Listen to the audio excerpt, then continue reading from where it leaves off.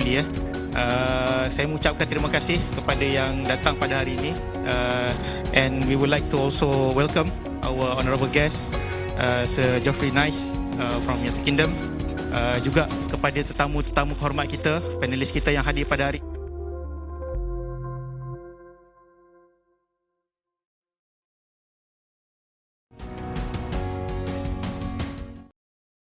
ABIM ni. Mestilah pernah dengar kan? Tak pernah dengar ni pelik juga. Tengok dekat dekat kita punya banting banner pun kita boleh tahulah ada Perpetrators Uyghur ni. Tapi kita nak tahu apa cerita Uyghur ni kan? Apa penderitaan mereka, apa kezaliman yang mereka lalui dalam tempoh kita bulan Ramadan ni. Banyak dugaan kita lalui sebagai umat Islam yang berpuasa dan sebagainya, tapi bagaimana pula dengan mereka yang ditekan sepanjang tahun, bukan hanya diduga pada bulan Ramadan. InsyaAllah hari ini kita akan jalankan program kita dalam dua bahasa. We are going to conduct our program today bilingually, in Malay, in Bahasa Melayu, and also in English. And we are going to start our session with our first session with Sir Geoffrey. Then we are going to also have another forum on Uyghur, whereby we are going to have 2 rounds of forums.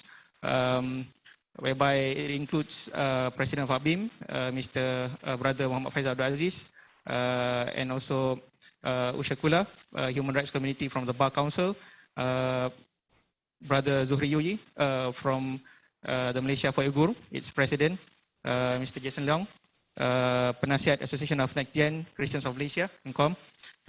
Kita juga ada bersama kita pada hari ini, insyaAllah sekejap lagi, Datuk Ahmad Azam Abdul Rahman, Presiden Wadah, Saudara Andrew Hu dari Bar Council's Law Committee, Saudara Omer, Chairman of Executive Committee World Uyghur Congress, dan juga kalau tidak ada aral, kita akan membuat sidang media. Saya fikir kalau ahli panel sudah sedia, sementara kita menunggu yang belum datang, kita akan mulakan sesi kita. We are going to start with our first session. Opening remarks by Sir Geoffrey. If I may read a bit on his background, he was educated at Keble College, Oxford, Philosophy, Politics and Economics, and the College of Law, London. He was called to the bar in 1971 and practiced as a barrister until 1998, when he was recruited to the International Criminal Tribunal for the former Yugoslavia, ICTY, by Justice Louis Arbour, later UN High Commissioner for Human Rights. He prosecuted a number of cases relating to genocide, and in November 2001 undertook the prosecution of Slobodan Milosevic until the end of that trial in 2006. In the early 2000s, NICE led the prosecution at the trial of former Serbian President Slobodan Milosevic. He is also a board member of the Burma Justice Committee 2007 to date. We would like to welcome Sir Geoffrey for your kindness to have to be with us today. And without further ado, we would like to invite Sir Geoffrey for our first session today. Without further ado, we would like to invite. Please. Well, can you hear me? Yes, loud and clear. And is there any camera that can show me the people? Maybe a louder. I can shout, but that's all I can do. Okay, thank you. Is there any camera that can show me the people in the room? I'm very pleased to see your face, and Fazil Saleh, but it would be very nice to see the people in the room.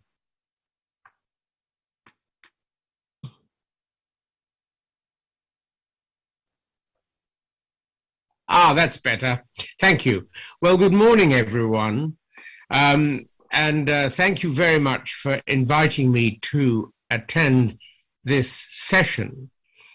I was provided with a poster in English for this session of yours, which is headed Uyghur Tribunal, Why Should We Care? Often when I talk about the tribunal and its work, I start by saying the members of the tribunal do not really care about the Uyghurs. I say this, of course, to shock people, and follow it by saying, that is to say, we don't care about them any more than we care about, for example, the Rohingya Muslims or the Nigerian Christians, or no doubt now the Ukrainians suffering at the hands of Russia. I explain that in order to emphasize that those of us who were on the Uyghur tribunal were not and are not in any sense activists for the Uyghur cause.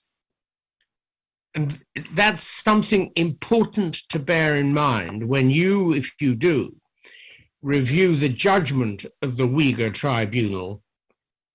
And as you answer the general question on the poster that I have in front of me, Uyghur tribunal, why should we care? Let me give you two facts before trying to answer that question shortly before handing over to other speakers. The first fact has to do with recruitment of the composition of the Uyghur tribunal. I had chaired an earlier tribunal, the China tribunal, into forced organ harvesting, where the tribunal had been formed by the non-governmental organization concerned. One member of that composition had been a businessman called Nick Vetch, and he and I formed the Uyghur tribunal.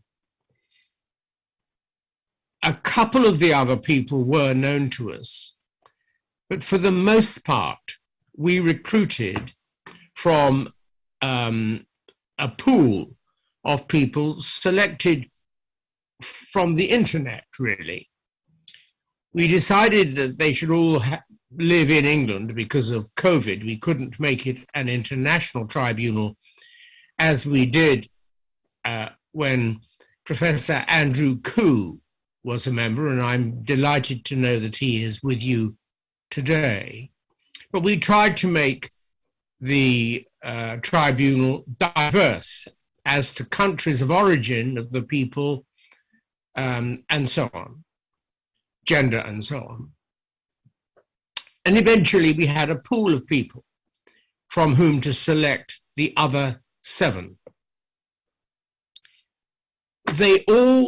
None of them had an interest in the Uyghurs. None of them had the words human rights specialist hanging round their neck. They were simply people of high quality from a range of different disciplines. They knew in advance that they would get not one penny piece, no money at all for what they were to do. They knew that it would bring them nothing else in the way of public recognition, but that it would cost them a great deal of time and work. And do you know, everyone in the pool from which we eventually selected 7 was willing to give of their time and work free to deal with this question. Why? The second fact, which is always a pleasure to explain to people in talks about the tribunal, is that when the tribunal had gone through its processes and reached its judgment, what did it do next? Nothing. Unlike most reports into the Uyghurs, it didn't end with several pages of recommendations telling other people what to do, government, schools, universities, businesses, travel companies. It didn't tell them what to do because it assumed that with knowledge, people would respond to the duties that they have. And so now, let's go to the question, why should we care? In 1948, several things of great importance happened for the world. And they were made to happen by people, including, for example, Eleanor Roosevelt, but also many others, who had personal knowledge and sometimes personal experience, not just of one world war, but of two. And they knew precisely how bad people can be in the way they deal with other people, how evil can emerge from political decisions that are made by wicked leaders, something we are seeing right now on the territory of Ukraine. And so it was that the United Nations was formed, the Genocide Convention came into being, and the Universal Declaration of Human Rights was drafted.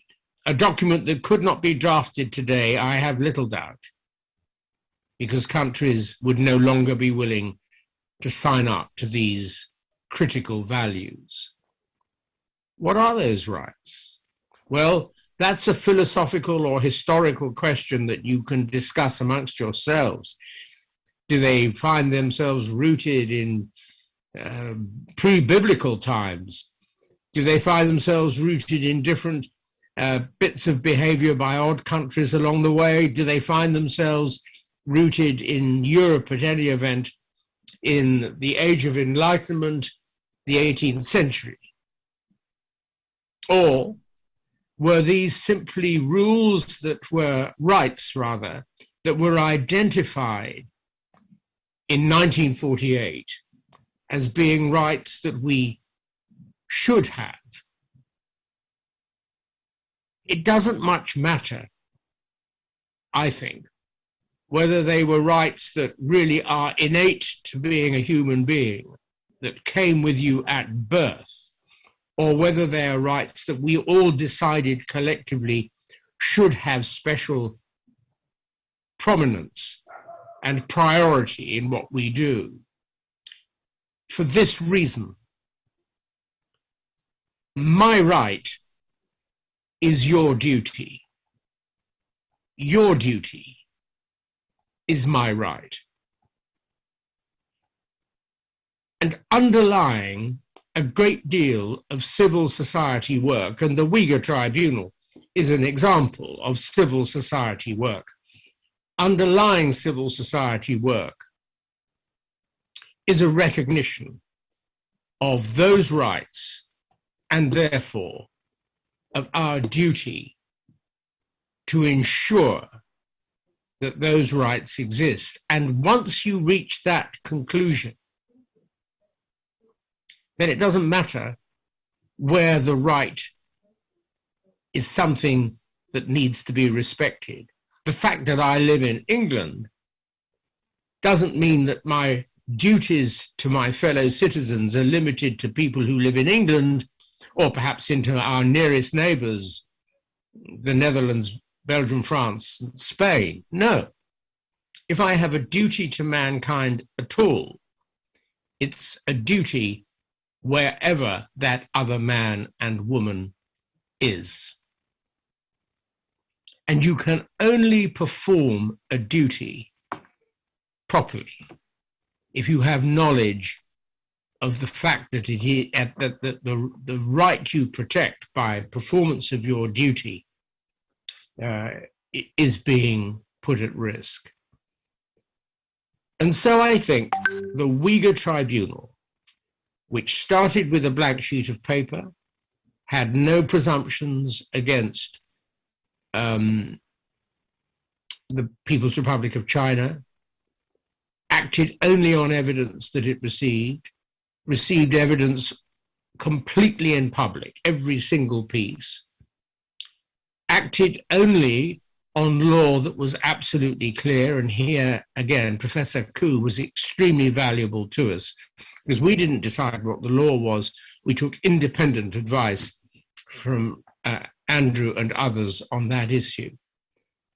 And by that process, reached conclusions both as to crimes against humanity, torture, and genocide. And so it is. Should we care?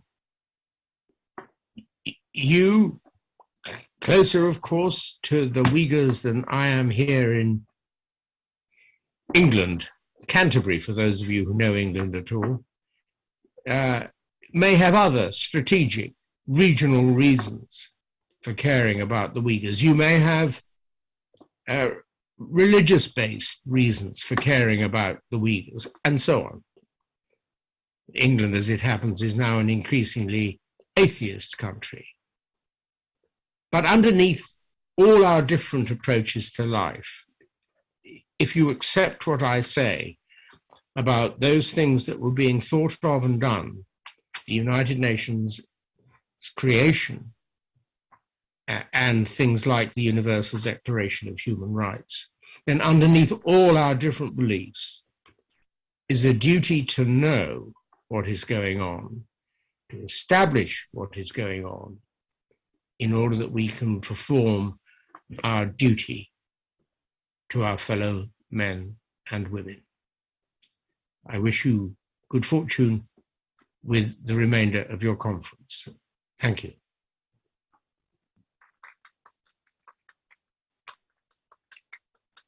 Thank you very much to Sir Geoffrey.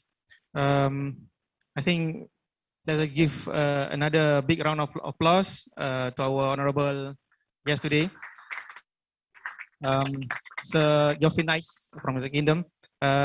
We would like to express our gratitude for your kindness to be with us today.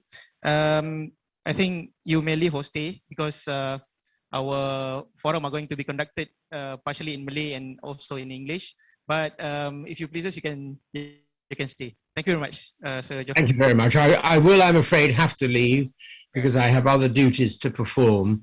Thank you for allowing me to address your conference, and I wish you well with it. Our pleasure. Thank you very much. Goodbye. Alhamdulillah, itu tadi daripada Sir Geoffrey. Saya fikir ini satu kesempatan yang sangat menarik, penghormatan juga untuk penganjur pada hari ini, untuk sahabat-sahabat juga, sebab Sir Geoffrey ini bukan apa orang kata, bukan galing-galing lah bahasa anak muda sekarang ni kan. Sebab beliau terlibat dalam beliau mengetuai sendiri pendakwaan dalam perbicaraan bekas Presiden Serbia Slobodan Milosevic. Siapa yang rajin baca sejarah ataupun membesar area 90-an, memang nama ini cukup besar lah, nama yang sangat zalim. Hari ini juga insyaAllah kita akan dengar satu perkongsian daripada tetamu-tetamu kita, panelis kita dalam membicarakan soal Uyghur ini, untuk kita memahami lebih mendalam apakah yang dialami, masalah-masalah yang dialami oleh masyarakat Uyghur. Saya fikir mereka saya telah memperkenalkan pembicara kita pada peringkat awal tadi tanpa membuang masa. InsyaAllah kita akan buat dalam 2 pusingan. We're going to conduct our forum today with 2 rounds, and each panelist will be given 5 minutes each for the first round and the second round. Therefore 10 minutes each for the total rounds. And inshallah we also going to have closing remarks from 3 of our distinguished guests, including Dato' Ahmad Azam Abdul Rahman, President of WADA, Mr. Andrew Hu from the Bar Council, Constitutional Law Committee, Mr. Omer, the Chairman of Executive Committee World Uyghur Congress, and without further ado, we are going to start our forum now. Jadi saya teruskan dengan pembicara kita yang pertama, yang ini Presiden ABIM sendiri, Saudara Faisal. Untuk round yang pertama ni, pusingan yang pertama ni, kita semua tertanya-tanya kan, kenapa perlunya ada Uyghur Tribunal ni, kalau boleh diterangkan. Bismillahirrahmanirrahim. Assalamualaikum warahmatullahi wabarakatuh. Terima kasih moderator, Saudara Zairuddin. My esteemed panelists, Mr. Omer Kanat, Andrew Ko, Zuhri, Jason, Usha, and Dato' Mazam.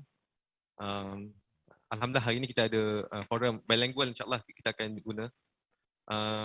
Berbalik kepada persoalan, mengapa kita perlu ada Uyghur Tribunal? Yang paling penting, yang pertama, isu penindasan terhadap komuniti Uyghur ni dah berlalu berdekat-dekat.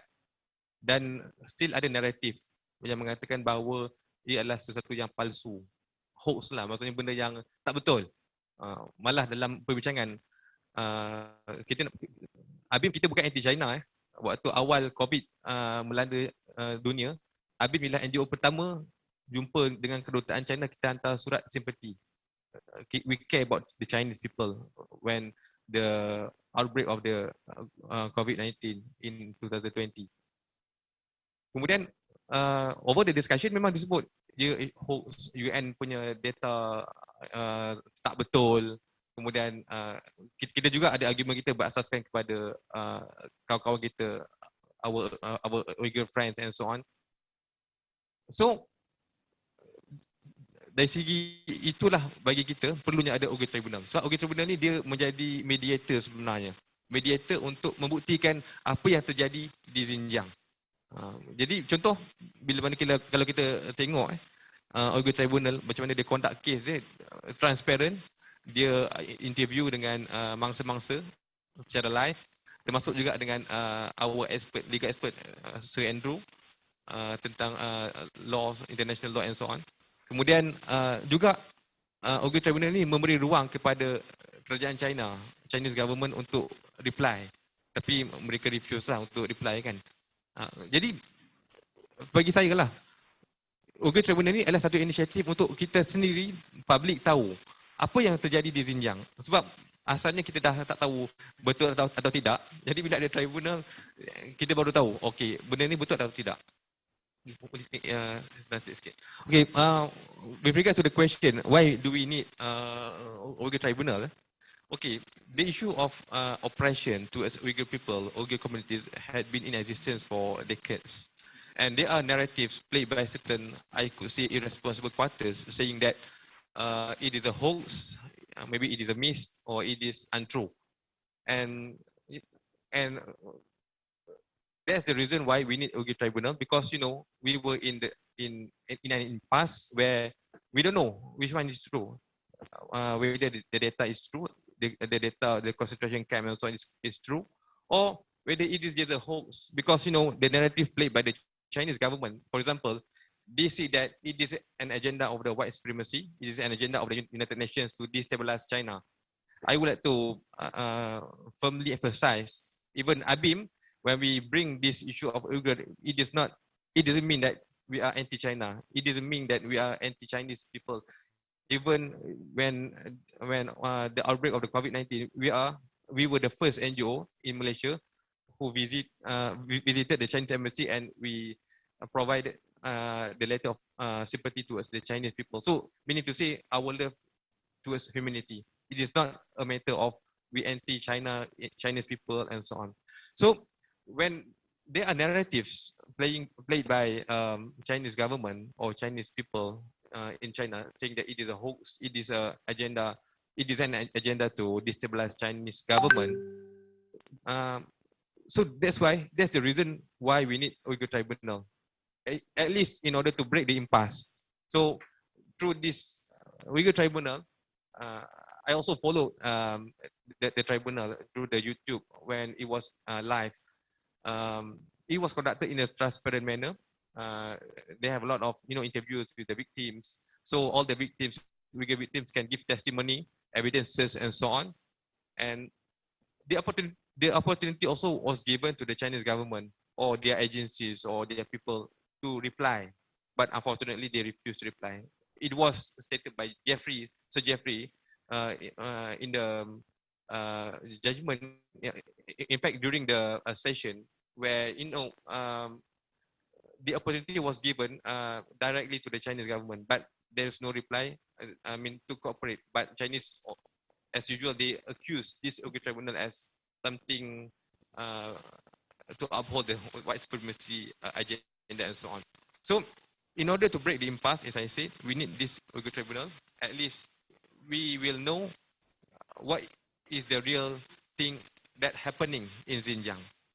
And as what was nicely articulated by Sir Geoffrey, why do we need Uyghur tribunal? As what was said by him, they have provided evidences, or even they have said that the Chinese government have committed something that fulfilled the element of genocide.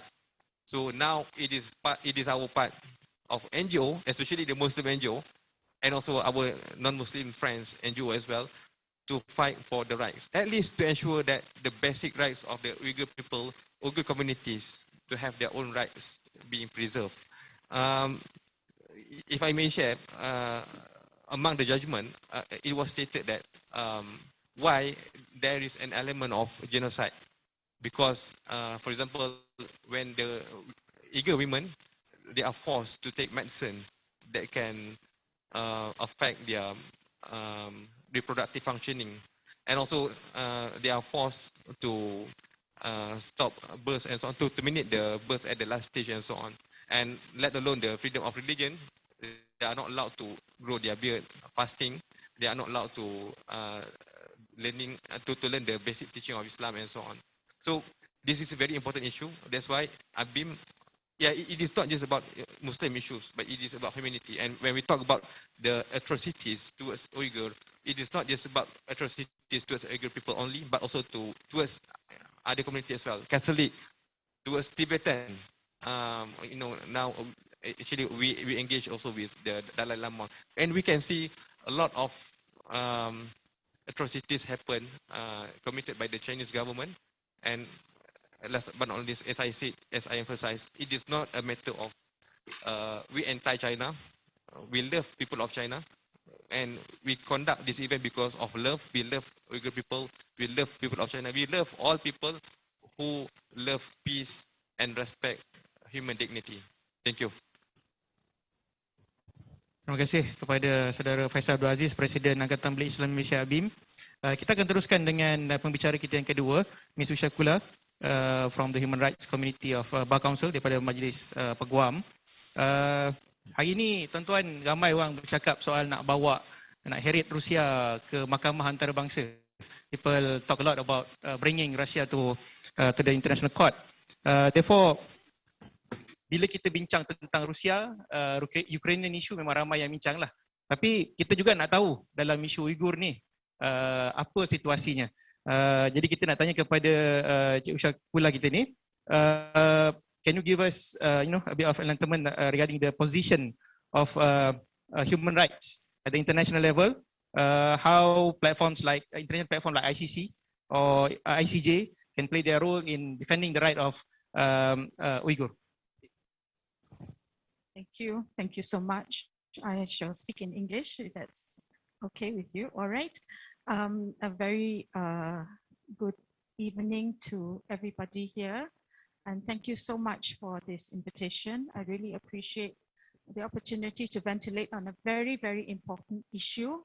By way of introduction, firstly, I would like to state that I want to congratulate the Tribunal for an excellent endeavor and excellent undertaking, because it was a mammoth task.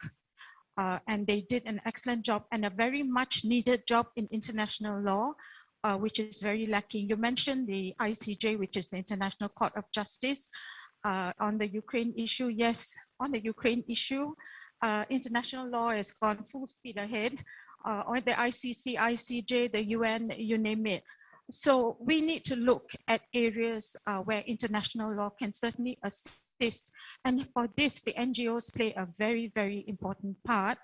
I will go into a bit of background and how the findings of the tribunal can assist the International Court of Justice, and possible ways that we can use international law in creative ways and to break new ground. Okay. So a bit of background, firstly, under the 1948 Genocide Convention, which is known as the Convention on the Prevention and Punishment of the Crime of Genocide, that provides the basic background to the definition of genocide, the International Court of Justice has defined this definition as so intrinsic in law because it comes from starting from the Nuremberg principles onwards, that it now forms customary international law. So whether or not countries have ratified these basic conventions, it is automatically part and parcel of customary international law, and it is binding on all nations. So international law defines genocide as an act committed with the intent to destroy in whole or in part a national, ethnical, racial, or religious group or communities of people. Among the specific acts listed in the convention are killing and or forcibly transferring children away from the group and or inflicting on the group conditions of life calculated to bring about the physical destruction in whole or in part of that particular community. So it's a targeted group that we are talking about, and we have seen it time and time again. We saw it with the Rohingya issue, and we're going to draw some parallels in comparison. So now a bit of background of the tribunal, and I want to congratulate my learned friend Andrew, who was part of the tribunal.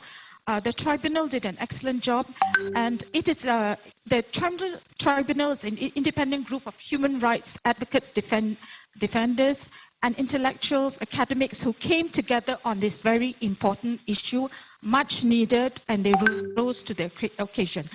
The tribunal found in December 2021 that China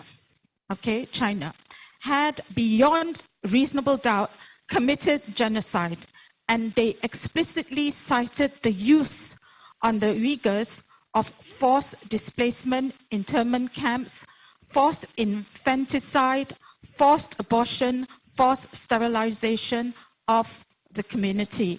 So these acts come within the clear definition of the Genocide Convention, and I congratulate the tribunal for coming to those conclusions. Now, on international law, international law is not something that is beyond the reach of people. It is very much within the reach of NGOs and everyday people, and we need to use it to the full benefit of injustices that occur, breaches that occur.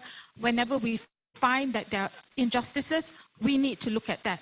So now, as far as the definition of genocide, it comes under the general definition of international criminal justice, ICJ.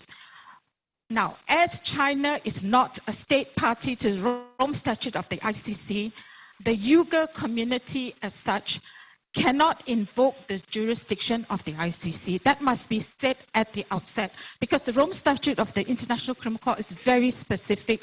You have to be a state party in order for the invocation of the Rome Statute, which is why we need to find creative ways to overcome that, and there are. So unless the UN Security Council authorizes a resolution which actually states that a tribunal can be formed, we are left with no recourse. And of course, that is not going to happen. As we know, China is predominantly part of the P5, which we call the Permanent Five, and the possibility of a veto by China is a definite, it's a given, and possibly even supported by Russia as well, because both of them go hand in hand very often when it comes to voting structure. So the veto structure within the UN Security Council is something that really I think a lot of people are looking into because it serves no purpose whatsoever. The structure has been in existence since 1945. Time for change. Now, leave that aside. Since we cannot use the UN Security Council for a resolution, what do we do? This is why there have been very many ways in which creative methods have come about. If you recall, in the case of Myanmar, the Gambia versus Myanmar, they filed a suit in the International Court of Justice using the Genocide Convention. That is a very strong possibility in this case. If you can find a friendly, neutral nation even if you can request Gambia again, to step up to the plate, they can certainly, as a member state of the UN, because the ICJ is only open to member states of the United Nations. NGOs cannot file, people cannot file, and so on. So the ICJ is formed under the UN Charter. So it is a statutory body of the United Nations, and it's a primary judicial organ, which means it is only open to member states. So if you can get Malaysia to file, that would be brilliant, It's, worth looking into, So this is the thing. If you can get a neutral, friendly nation to file, you're on board already, you're 1 foot in. And then that nation will be able to use the findings of the tribunal, and you will be able to assist in speeding up the process with all the evidence and whatnot. That will be one method, because that's how they did it in the Gambia versus Myanmar. The Gambia filed on behalf of the Rohingya people who were alleging that genocide was taking place. That case is ongoing in court at the moment. So this is one way that you could be creative and innovative. Another method, of course, is the UN General Assembly itself. The UN General Assembly always overcomes the shortcomings of the UN Security Council. Whenever the UN Security Council falls short, and it very often does, people just go straight to the UN General Assembly to ask for a resolution. Those resolutions, very often, if they are unanimous or there is a majority, what will happen is those resolutions very often form hybrid tribunals, which is one method. A resolution by the UNGA we call UNGA, a hybrid tribunal. That is another thing which you can get a friendly nation to actually, they have to canvass for votes. That's very important. Vote canvassing and a lot of horse trading has to take place behind the scenes. Until and unless you're sure that you can have a majority vote, of course, a unanimous resolution would be best. So this is the other thing. Now, the background to all of this is that it has been done. It is not that it has not been done, because recently, again on the ICJ, recently Ukraine invoked the jurisdiction of the ICJ under the Genocide Convention by filing their claim as a member state. And the ICJ took it up almost immediately, instantly, and came up with provisional orders, which are binding. They are binding. And what happened is, on the 16th of March, immediately they came up with an order that Russia should cease and desist. So this is it has been done. And the Gambia has also filed. So now, moving on from there, the Rohingya people, and this is something that needs to, you will probably have to look in the spotlight. How did the Rohingya people do it? Under the ICC, which, if there is a creative way of doing it, because with the ICC, Bangladesh was a nation state, a state party to the ICC. If the Uyghur people have actually migrated to a surrounding area, which is a state party to the ICC, there will be possibility to file. But of course, the proceedings will have to file with the prosecutor, and then the prosecutor will take it up. I do understand some Uyghurs have already filed the case at the ICC, but of course they're dragging their feet because China is not a state party. Now, the other thing is, how did the Rohingya people file a case with the ICJ on November the 11th, 2019, Republic of Gambia filed a suit against the Union of Myanmar in the ICJ for violations of the Genocide Convention. Now, this must be said that it is a very historical lawsuit that brought into critical focus Myanmar's responsibility on the Rohingya issue and on the Geneva Convention. So this is a major way forward. So I hope that we would be able to see a breakthrough using international law, because it is at everybody's disposal. It is not some lofty ideal. It is a very practical method. Thank you so much, and I look forward to the next time. Thank you. Thank you. Mr. Syakula. Kita bagi tepukan sikit. Bagi semangat saya petang-petang tuan-tuan. Ramai yang puasa ni saya faham. Kita akan teruskan dengan saudara Zuhri Yuhi, Presiden Malaysia for Uyghur. Kita dengar tadi Mr. Syakula disentuh soal bagaimana Gambia mengambil inisiatif untuk membawa kes berkaitan dengan penderitaan umat Rohingya ke Mahkamah Antarabangsa. Jadi di sini kita nampak jalannya ada, tapi sudah tentu ada beberapa kekangan lain lah, terutamanya membabitkan kos dan juga sama ada keanggotaan membolehkan mereka didakwa atau tidak. Kita akan teruskan dengan Tuan Zuhri Yuji. Macam kita tahu Tuan, tengok muka pun dah macam orang Uyghur kan. Kita secara umumnya kita tengok kerajaan Cina ni dia tolak Tuan tentang apa orang kata dakwaan orang Uyghur ni ditindas. Dia kata nak kata kena tindas ada masjid apa? Masjid ada, orang Islam pun ada. Dia kata takkanlah berlakunya penindasan tu, operation tu rasanya tak ada. Sebab tengok senyum je kan bila orang Malaysia datang melawat. Jadi memandangkan Tuan Zuhri sendiri pernah pergi ke Xinjiang, tengok sendiri realitinya, boleh ceritakan sikit apa yang boleh dikongsikan. Silakan. Terima kasih saudara moderator. Dan esteemed colleagues, comrades. Firstly, I'd like to convey my congratulations for the Uyghur Tribunal, which is a mammoth task and a mammoth success. Dan terima kasih kepada pihak ABIM kerana menganjurkan Uyghur Tribunal Forum. Okay, bismillah. I have to introduce myself because every time I wear a dopa, people ask me, how long have you been in Malaysia?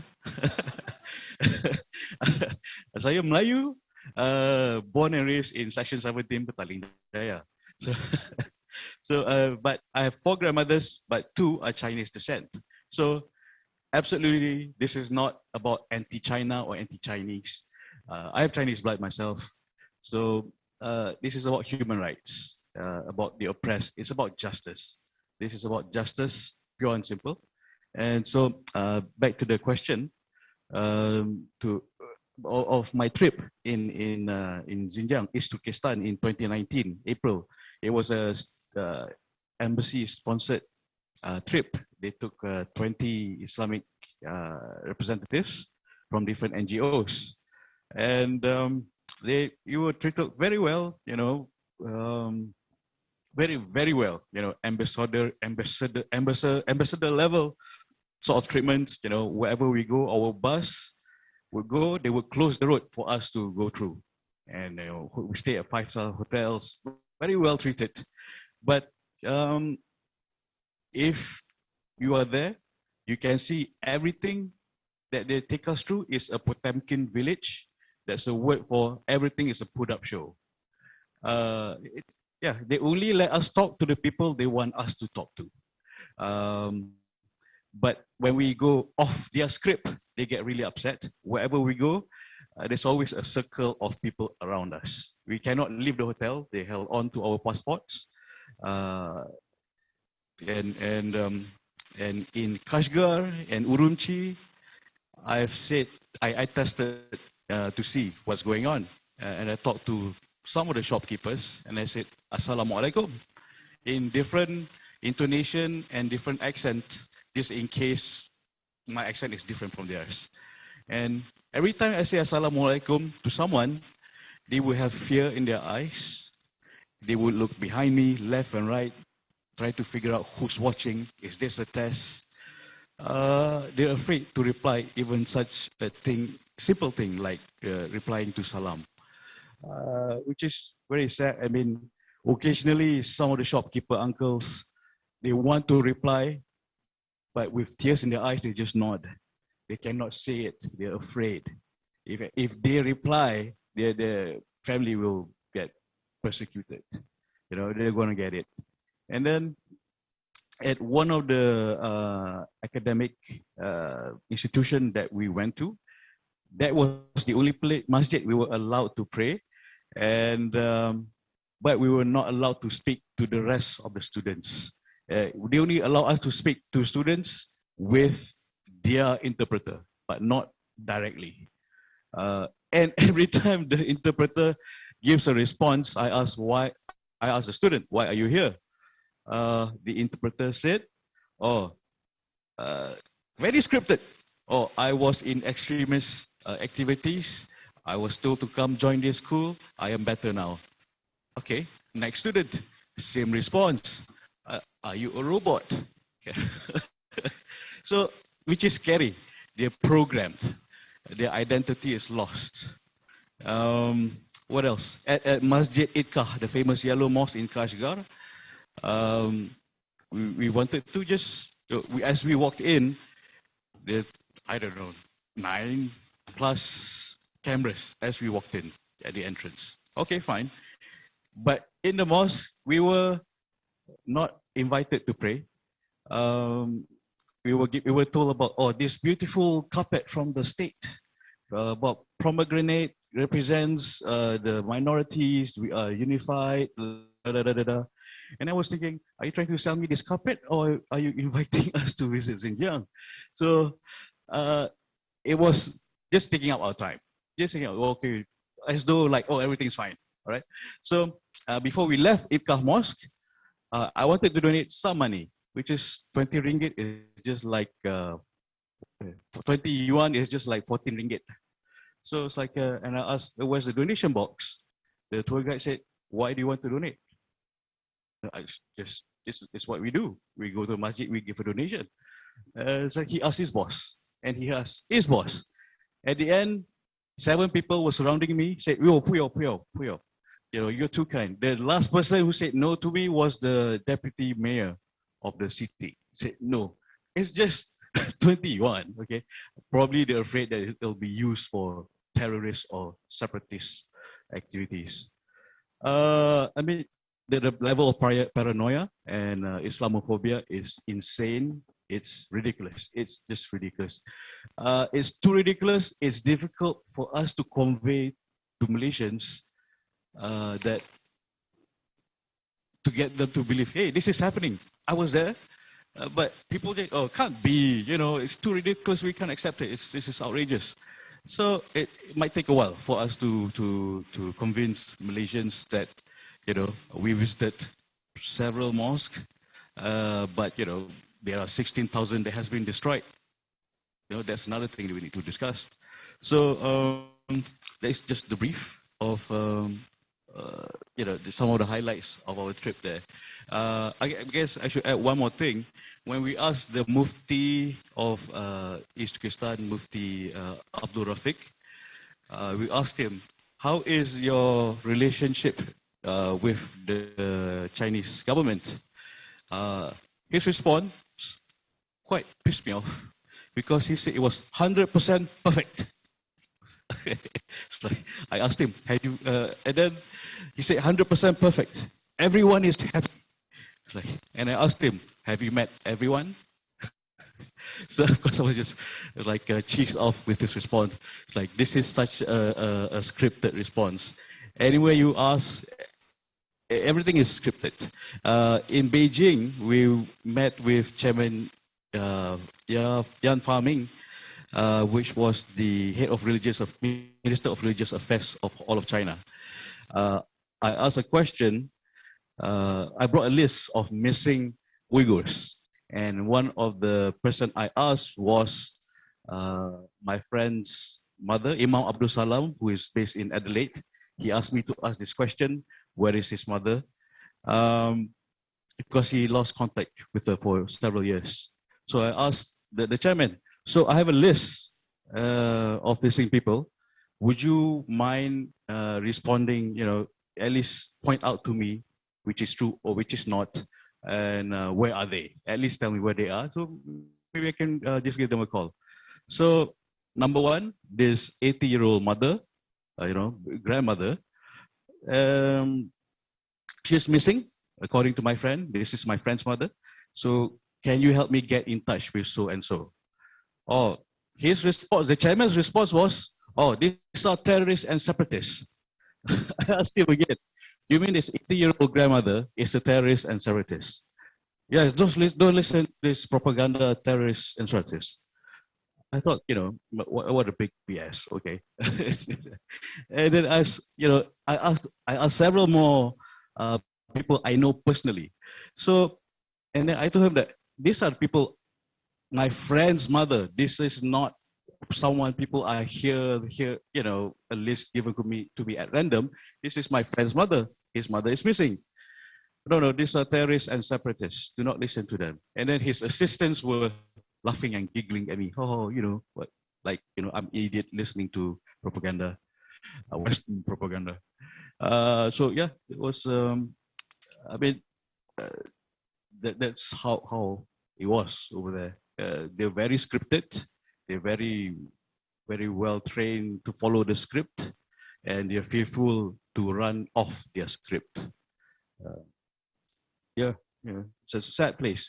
What you see with your eyes is one thing, but when you interpret, it's a completely different story. It's big Potemkin village. It's a facade. It's all big facade. But the food was great. Uyghur food was great. They took us to the best places, gave us the best chefs. Yeah, we were treated very well at as guests. However, this is what they want us to feel. They want us to tell back to Malaysians. Yeah. Okay, thank you very much. I hope I answered your question. Okay, terima kasih. Terima kasih kepada Brother Dr. Yogi. Saya fikir ini sangat penting ya untuk menjelaskan situasi sebagai saksi mata dan saksi hidup. Sebab sebelumnya ada dakwaan ABIM menolak pelawaan daripada kedutaan Cina untuk pergi sana. Sebenarnya kita pun ada mata-mata kita sendirilah dah pergi ke sana dan kita kongsi juga apa yang mereka saksikan di sana lah. Realitinya tidak seindah seperti yang digambarkan, video-video yang ditunjukkan di YouTube dan sebagainya. Malah sekarang sudah banyaklah blogger-blogger dan sebagainya yang membuat dokumentasi bagaimana Wak Imah ketika memberikan salam pun ada yang takut untuk menjawabnya. Jadi penindasan itu real dan kezaliman itu real. Kita bersama seterusnya dengan pembicara kita Mr. Jason Leong, Penasihat Association of Next Gen Christians of Malaysia and Com. Kita nak tanya ni Tuan Jason, kalau tengok isu Uyghur ni dia bukan isu agama sebenarnya. Bukan satu agama saja sebab dia adalah isu global, membabitkan humanity, kemanusiaan dan sebagainya. Jadi kalau boleh Tuan Jason kongsikan, ia juga sebenarnya berlaku kepada penganut agama lain di China juga. Jadi bagaimana kalau boleh Tuan Jason kongsikan isu sebegini ni sebenarnya adakah dia penting? Dan sejauh mana kita boleh bawa isu ini supaya masyarakat non-Muslim di Malaysia juga mengambil cakna, mengambil prihatin terhadap isu Uyghur ini. Silakan.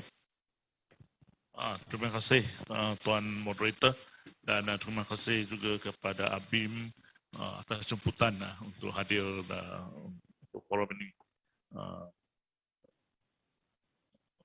Isu tentang Uyghur ni bukan hanya melibatkan orang-orang Islam di China, tetapi di Xinjiang juga terdapat sekurang-kurangnya 2% orang Kristian di Xinjiang. Walaupun Xinjiang secara majoriti terdiri daripada orang Islam, tetapi orang Kristian juga sama sekali dizalimi dan juga menghadapi banyak kekangan dan operation atau operasi daripada pihak kerajaan China atau CCP. Terutamanya mereka cuba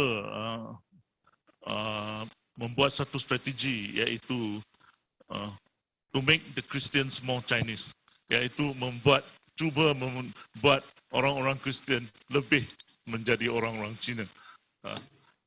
Ini merupakan sesuatu objektif yang tak masuk akal, kerana if you are Chinese lah, that's it. No, walaupun apa agama seseorang tu. Jadi proses itu dinamakan seperti proses sinicization atau what we call sinifikasi. So they try to make a person into a very, very goody-goody kind of communist socialist party cadre. So itulah menjadi satu masalah. Kerana bila mereka melakukan proses atau objektif ini, maka terlibat dalam objektif ini iaitu satu dasar di mana mereka cuba putuskan atau jahannamkan segala akal umbi keturunan seseorang. So if you have come from a family of Christians, they try to just cut off that cultural link that you have with your grandfather or your father's religion. So itu merupakan sesuatu strategi yang sama juga kepada orang-orang Islam di Xinjiang, where the religion is that of my father, my forefathers, my grandfather. Ini merupakan satu tradisi dalam keluarga. Jadi tidak boleh diruntuhkan atau dihapuskan secara demikian. Dan tambahan pula orang Kristian di dalam negara China umumnya lebih kurang 100 juta orang Kristian di negara China, dan 100 juta itu merupakan lebih kurang lebih daripada nombor atau bilangan ahli-ahli parti komunis. So this is bigger than the number of Communist Party members. Jadi ini telah dilihat oleh pimpinan kerajaan China sebagai satu risiko atau satu ancaman kepada parti komunis mereka. Jadi kalau terlalu ramai orang mengakuti agama Kristian, mungkin satu hari agama Kristian akan mungkin overshadow di komunis parti. So ini merupakan satu fight for the influence. Dan sebenarnya pada tahun lalu di Oktober 10 di the Chinese National Day, gereja-gereja dan padri-padri dan pemimpin Kristian di negara China telah diberikan arahan supaya lay low, keep yourself below the radar, jangan tonjolkan diri, jangan buat statement-statement public, jadi just keep quiet, diam saja.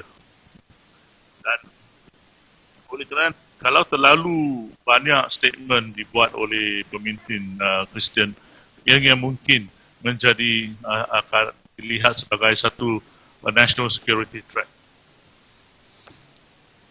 Dan oleh kerana itu banyak atau ramai gereja-gereja di China telah pun diserbu, kadang-kala ditutup, dan padri dan pemimpin ditangkap. Bahan-bahan agama Kristian dan harta benda disita dan dirampas, dan salib-salib juga dikeluarkan daripada bangunan dan gereja di China.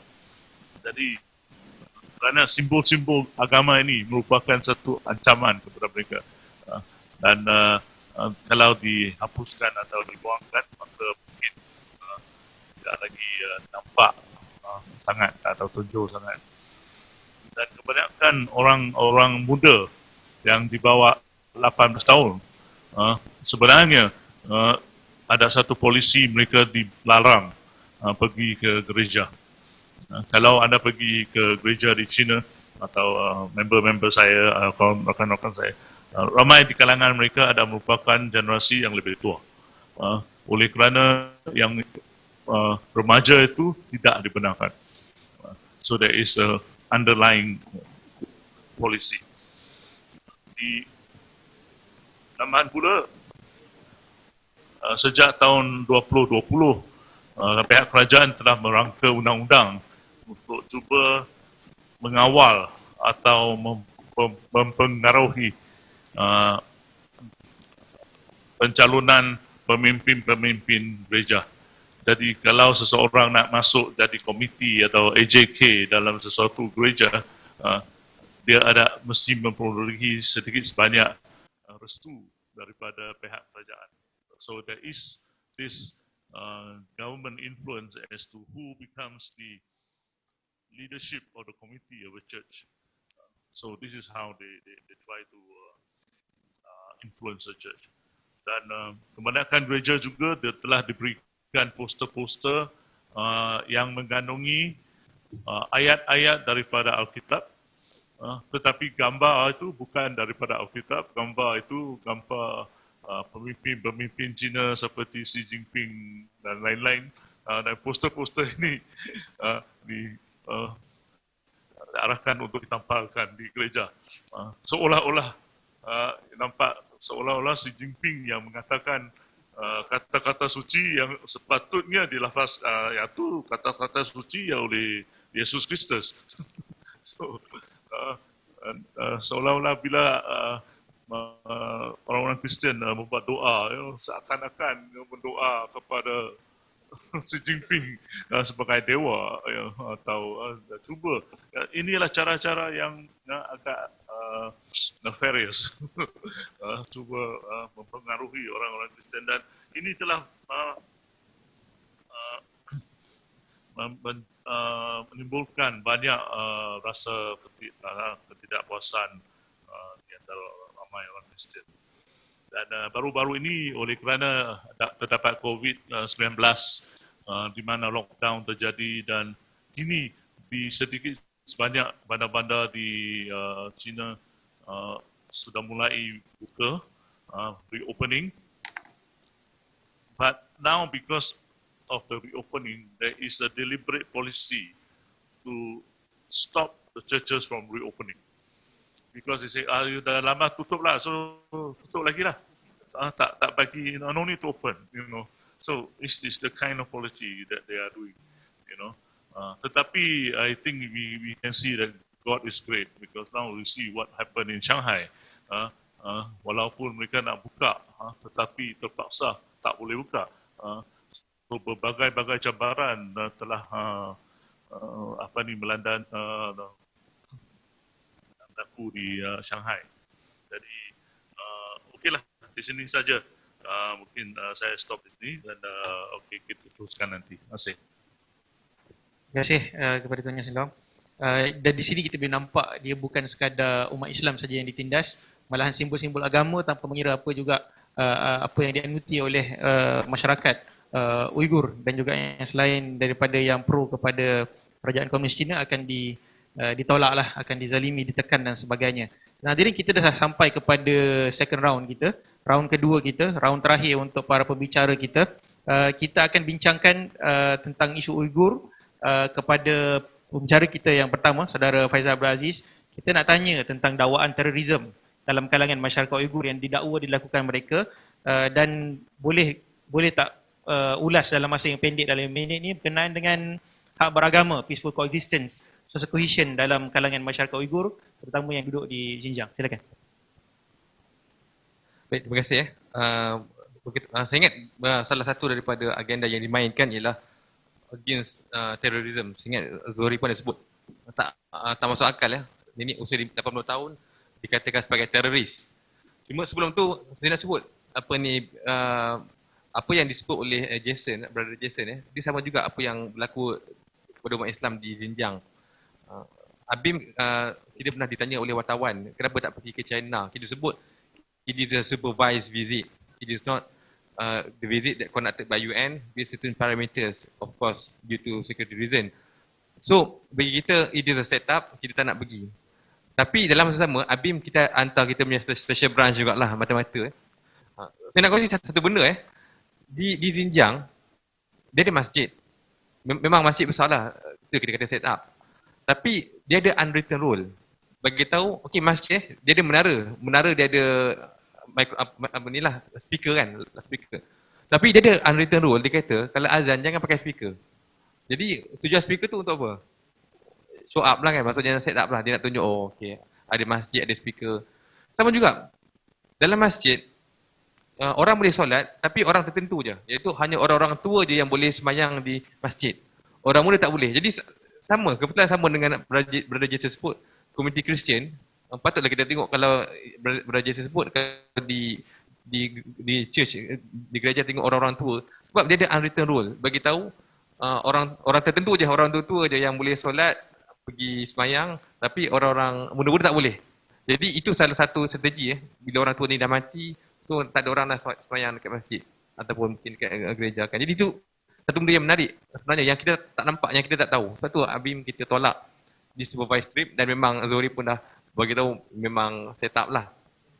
Okey, balik kepada isu terorisme saya ingat benda paling penting bila mana ABIM kita buat kempen advokasi Uyghur ni, tujuannya ialah untuk peaceful coexistence. Dia sebut sebagai convivencia, the term used by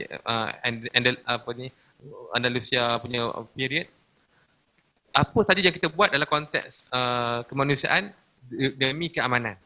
Sebut saja isu Palestin, Kashmir di India, isu Syria, kita lawan penindasan sebab kita nakkan keamanan. Dan kita bukan pro kepada terorisme. Bagi kita kalau ada terorisme, just prosecute. Tapi kenapa perlu victimize kanak-kanak, mengasingkan anak-anak dengan keluarga, yang orang tua tadi disebut juga dicok sebagai teroris. Dan kalau kita saya nak kongsi, ABIM kita ada publish satu booklet lah, Belia mencegah ekstremisme. Penting untuk kita sebut, apakah faktor penyebab berlakunya ekstremisme. Saya nak kongsi, dia ada beberapa proses menyebabkan berlakunya ekstremisme. Yang pertama, dia mulakan dengan stereotyping. Contoh bila kita stereotype satu bangsa yang lain, dia ni bangsa yang pengotor lah, bangsa A, bangsa yang A, B, C lah. Jadi dia membawa kepada hatred, kebencian. Kita benci kepada satu kaum ni. Benda tu dia berlaku pattern tu berlaku. Israel dia buat stereotyping kepada orang Palestin. China dia buat stereotyping kepada mungkin orang Uighur dan juga orang-orang lain. Myanmar dia stereotype orang Rohingya macam mana. Bila dia stereotype, akhirnya dia membawa kepada kebencian. Jadi benci orang Rohingya, benci orang Uyghur. Bila benci, akhirnya dia membawa kepada apa yang kita sebut sebagai discrimination. Akhirnya berlakulah discrimination. Memanglah justified discrimination. Sebab dah benci satu kaum kan. Akhirnya dia membawa kepada penindasan. Ini yang kita sebut sebagai oppression, atrocities dan sebagainya. Dan inilah yang disebut sebagai extremism. Dan dia juga membawa kepada retaliation. Akhirnya orang yang ditindas tu dia retaliate. Kita tengok dalam konteks hari ni, komuniti beragama, apa salah kalau kita nak bagi orang-orang beragama ni mengamalkan kehidupan agama masing-masing berdasarkan kepada pengajaran agama dia sendiri.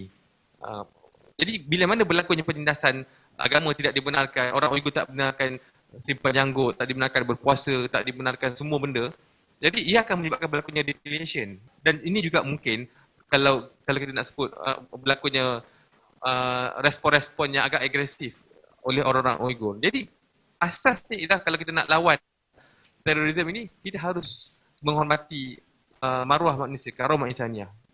So with regards to the question, I think yes, just a brief. It is not just about terrorism, but we need to deal with the root cause of terrorism. ABIM, we published a booklet, Youth Against Terrorism, where, in this book, we listed the processes that leads to terrorism or extremism. First, stereotyping. When people start to stereotype one race with many negative elements, for example, what Chinese government did to the Uyghur people, they say maybe Uyghur people is terrorists and so on. So it leads to racial hatred or religious hatred. And then when there are religious or racial hatred among the Chinese towards Uyghur, so it comes to the discrimination, the justified discrimination. Oh, you can discriminate him because this one, this A, B, C, and so on. And then it leads to what we call as atrocities. So if you look at the issue of extremism around the world, either be it in Kashmir, in Xinjiang, in Palestine, the same pattern happened. It started with stereotyping, and then racial hatred, and then discrimination, and then atrocities or tyranny by the government. So these processes need to be addressed in the first place. In order to stop extremism or terrorism, we have to deal with this kind of the list of processes in the first place. So we need to mutually respect the rights of the Uyghur people, or even be it international citizens, to preserve their own religious rights. Otherwise, you will allow retaliation from the minority groups, and it will lead to the aggressive reaction towards the government. So it is very important to note, it is not about terrorism. If Chinese government believe there is separatists or terrorists, you can just go by law. I think you are well equipped to deal with terrorism. You are a very big country. So why it should be kind of oppression or persecution towards religious minority in Xinjiang. Thank you. Terima kasih kepada Saudara Faisal. Kita akan teruskan dengan Ms. Shugla. Earlier we have discussed about the international platforms like ICC and ICJ. Now, my second question is, how are we going to make sure that these international platform we can enforce and make sure that their decision or resolutions that have been passed or decided can be enforced towards the oppressor or the criminals? Absolutely.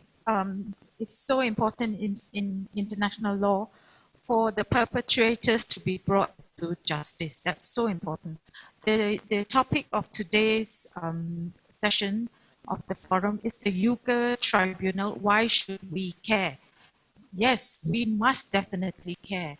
All of us must care, whether we are human rights defenders, whether we are NGOs, whether we are academics, whether we are intellectuals, whether we're working on the ground, whether we're working at the top. We must care, because an injustice anywhere is an injustice everywhere. And if nation states like those who are sitting on the Security Council of the United Nations, right at the very top of the pinnacle, are the perpetrators themselves, this means there is something drastically wrong with the structure that is in place. So if the people at the bottom are not going to clamor for change, then change won't happen. Because at the end of the day, all these international structures which were set up after World War II are all man-made. So if they are man-made, they can also be amended and be reformed and renewed and evolved into a current structure which is amicable to the current trends of what's going on worldwide. We cannot still live in what happened 70 years ago and expect that to continue. Things have changed. So much has changed, especially with the P5. In fact, all the P5 should be removed, all of them, and replaced with countries which have good track records of peace. And this is, there is a very strong movement within the UN itself that is actually moving for that. And I think this is something that is slowly gaining momentum because of the war and conflict that is currently taking place in different parts of the world.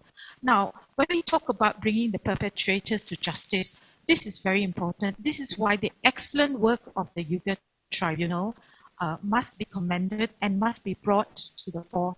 And it should be brought to a point where it can be actually enforced. The excellent work that was done, the evidence that was taken, the witnesses, the evidence, the transcripts, the depositions, all of that, we need to bring it to the international front. It's already gaining momentum. There are a lot of tribunals which have taken place on different levels, whether it's Palestine, Syria, Yemen, and so on. It's always based on the overall People's Tribunal of the Bertrand Russell principle. However, this Uyghur Tribunal is very special in the sense that it really, really went to extreme detail. So I go back to the original method that we need to invoke the jurisdiction of the International Criminal Court.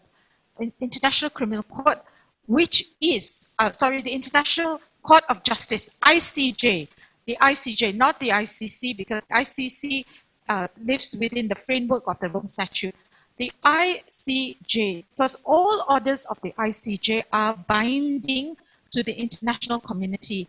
This will bring to fore the cause of the Uyghurs, will bring to the international attention what is actually taking place. Because at this moment, quite frankly, what you can't see, you don't know, they are in internment camps and so on. So, you know, it's fine and dandy to continue to have trade with China. China can survive an International Court of Justice decision. It can, it is strong enough, and it should be able to face its responsibility. If people are saying there's genocide taking place, it should step up to the plate and face its responsibility and say, okay, where's this taking place? They know that it's taking place. So much has been said, so much has been done. So if you bring it to a neutral forum like the ICJ, like I said, if you can get Malaysia on board to raise this, if they are, bold enough to file this claim at the ICJ, being a member state of the United Nations and a very respected member state, I might add. Malaysia is a very respected member state because it's a peaceful country.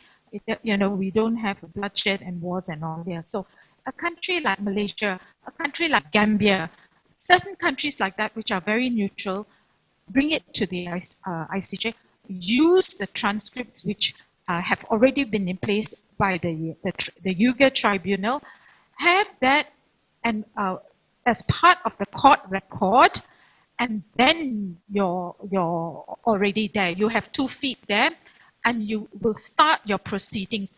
The minute you can get a member state to file in the ICJ, you're home and dry. Then China has to answer. They have to answer.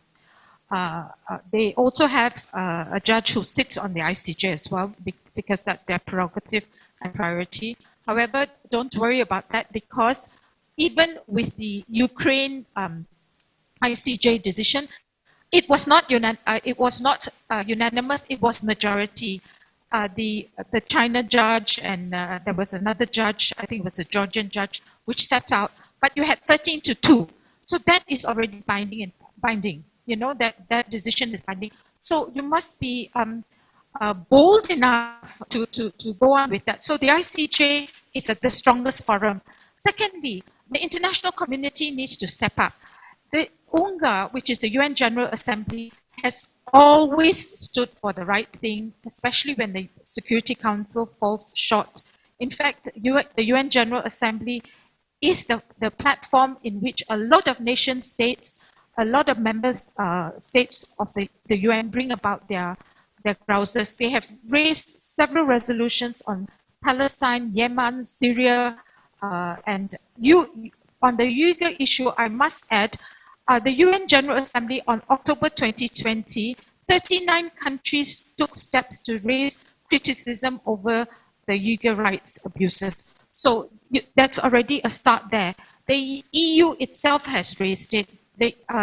Recently, we had even the US, Blinken, the secretary there, raising that issue. So these issues have been raised by certain dignitaries at different levels. However, in order to have a more forceful voice, you want a resolution by the UN. We have not seen that yet. So that's another thing that has to be worked on.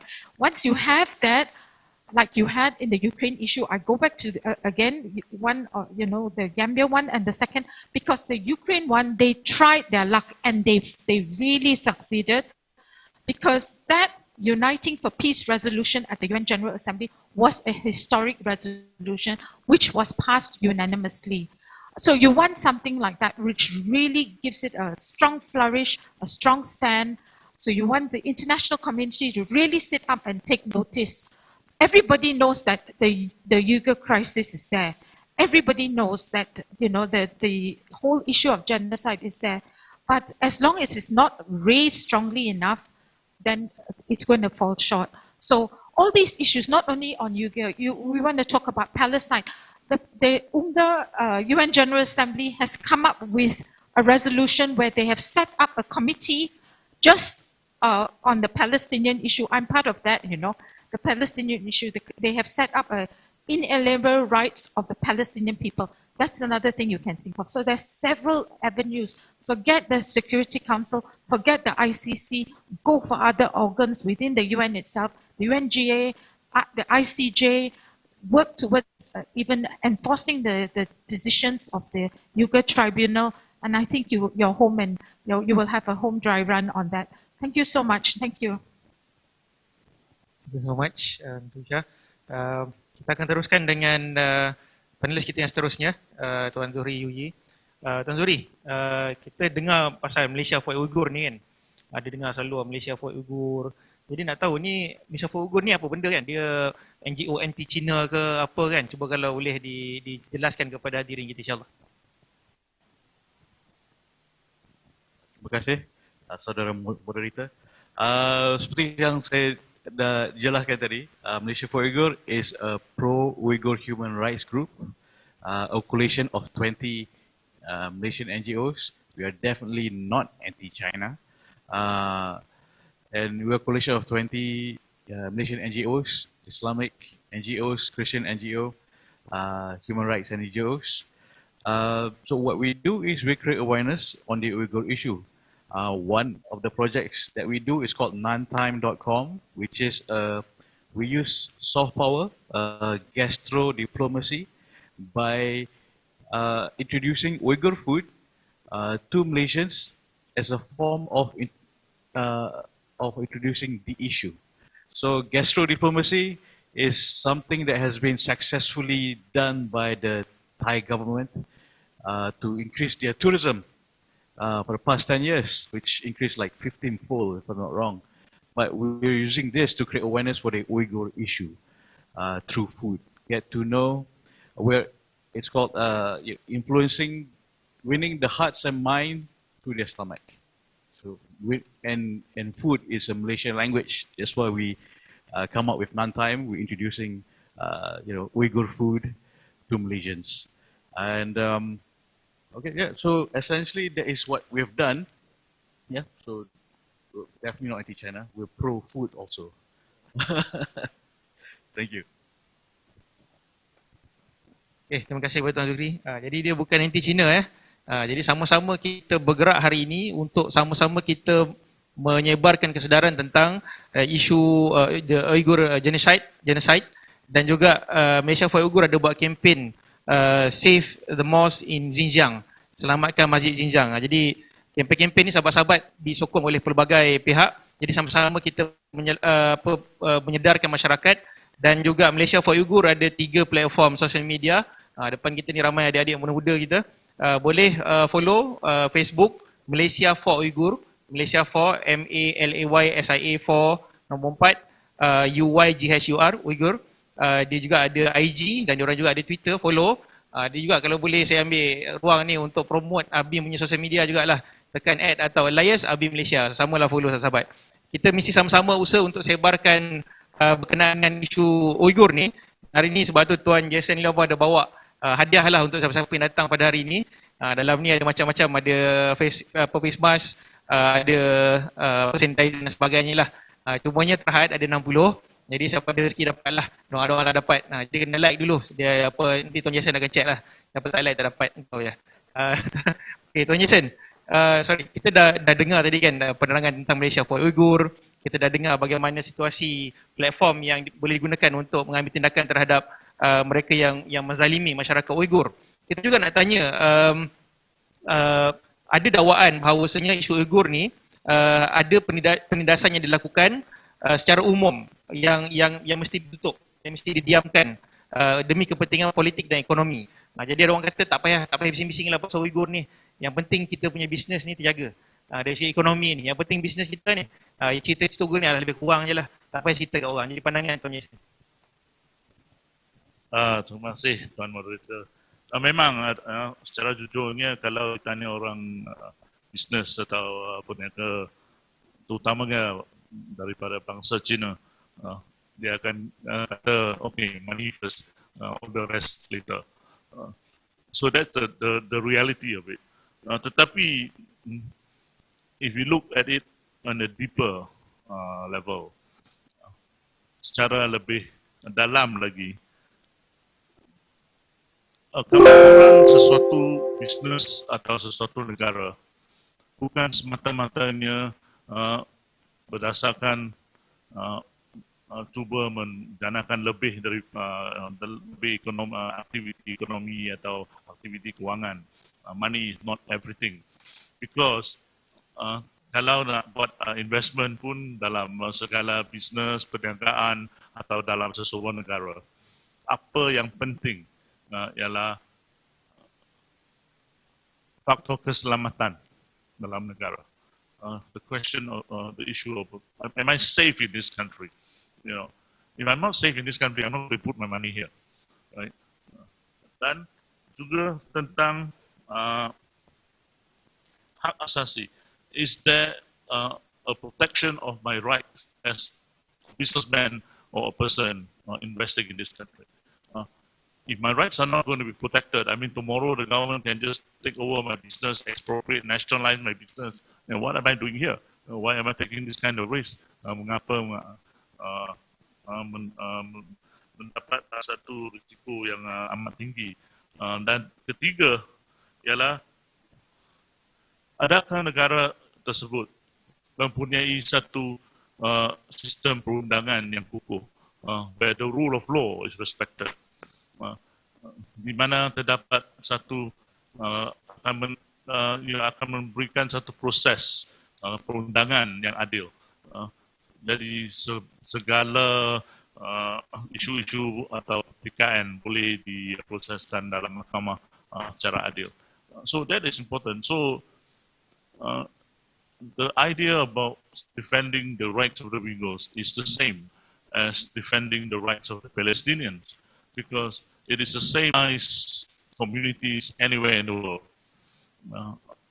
Dan memang saya amat bangga, especially being a Malaysian, di mana Malaysia sebagai sebuah negara dan dengan NGO seperti ABIM, GPS, GPM dan lain-lain telah memperjuangkan banyak isu-isu di luar negara, terutamanya isu-isu tentang keadilan, mendekatkan keadilan, justice for Palestine, justice for the Uyghurs, justice for a lot of many other marginalized communities in the world.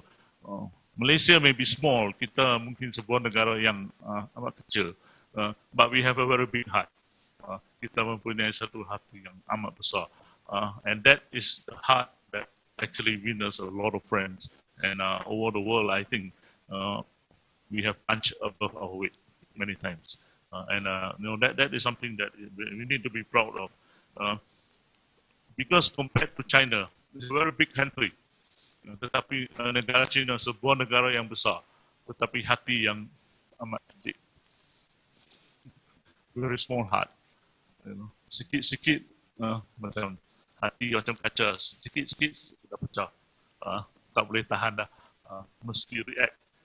And then try to react and then try to clamp down on using repressive measures, oppressive measures. Ada satu pepatah in English, you say, the true measure of a character of a man is how he treats his own fellow man. If he cannot even treat his own fellow man in a good way, this guy is, don't talk about character anymore. Right? So this is exactly what is needed. So China has a lot of things to learn. Shanghai today, the way they treat their own Shanghainese, their own people in Shanghai, already shows the failure of the CCP as a country and as the leadership of this massive country. And they look at human rights as an existential threat towards their sovereignty. Mengapa takut sangat tentang hak asasi undang-undang, sebagaimana ia akan seolah-olah ia akan menghapuskan sovereignty negara itu. Bukan. Sama seperti di Hong Kong. We talk about economics. Hong Kong merupakan sebuah negara tempat yang amat kaya dan makmur. I have a special place in Hong Kong because that was where I had my first job. I worked for HSBC as a banker lepas graduate from University Malaya. So I was 8 years in Hong Kong and we made a lot of money. But look at Hong Kong today. Hong Kong today is a shadow of itself. More than 30% of its economic activity has gone. The last 10 years of GDP in Hong Kong has already collapsed, minus 9%, almost every year. All the wealth of Hong Kong is gone. Hong Kong is totally destroyed today as an international business center and financial center. No more. My friends in Hong Kong told me, finish. Everybody is not coming back here now. Because Hong Kong now, the cry, they say, Hong Kong is the next Xinjiang. Betul. Hong Kong seolah-olah Xinjiang seterusnya. Kalau apa yang telah berlaku di Xinjiang, berikanlah beberapa tahun lagi. Apa yang akan berlaku di Hong Kong sekarang memang telah berlaku. Terdapat penindasan, terdapat kezaliman, askar yang bertopengkan polis di Hong Kong. These are PLA, but they call themselves the Hong Kong police. I got a lot of friends in Hong Kong police. They don't beat people like that. I know them. Tetapi ini merupakan satu pasukan polis yang agak luar biasa. Jadi ini merupakan sebagaimana kita tahu, Xinjiang is known as XUAR. It is a Xinjiang autonomous, special autonomous region. Hong Kong is supposed to be known as a SAR, Special Administrative Region. One country, two system, 50 years, 50 tahun, daripada tahun 1997 sampai ke 2047. Tapi tahun ni 2022, kurang daripada setengah, 25 tahun saja. Hong Kong sekarang menjadi one country, one system. Mana sistem yang kedua? Di mana akan terdapat lagi kebebasan ekonomi dan lain-lainnya. Jadi ini merupakan suatu what they call that, a development yang kurang memuaskan dan amat tidak menyenangkan. Ini juga telah memberikan sesuatu cabaran terhadap orang-orang Hong Kong. Semangat Hong Kong, orang-orang Hong Kong telah dipatahkan. A lot of people have migrated, have run away. Even the churches in Hong Kong have given up. Many of them, sometimes they say, you fight for us lah. We have no more spirit to fight. So sometimes that's one of the reasons why they donate money to us. Kami yang telah cuba memperjuangkan untuk Hong Kong, Xinjiang dan lain-lain. Jadi ini merupakan sesuatu yang penting lah.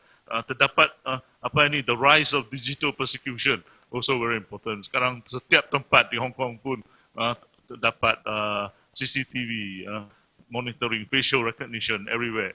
So you cannot try to be funny. You go to Hong Kong, your face looks a bit odd, you kena. You pakai baju hitam atau kuning, kena. Because black is symbol of revolution. Yellow also lebih kurang revolution. You go and everybody else outside in the world. Thank you. Tuan-tuan, kita beri tepukan gemuruh untuk para panelis kita atas perkongsian yang baik. Kita akan teruskan dengan closing remarks, ucapan penutup daripada 3 orang tetamu istimewa kita. Bersama kita, saya akan mulakan dengan yang berbahagia Datuk Haji Ahmad Azam Abdul Rahman, Presiden Wadah Pencerdasan Umat Wadah, untuk menyampaikan dalam mungkin masa yang agak terbatas ini berkenaan dengan isu Uyghur ni. Silakan Datuk.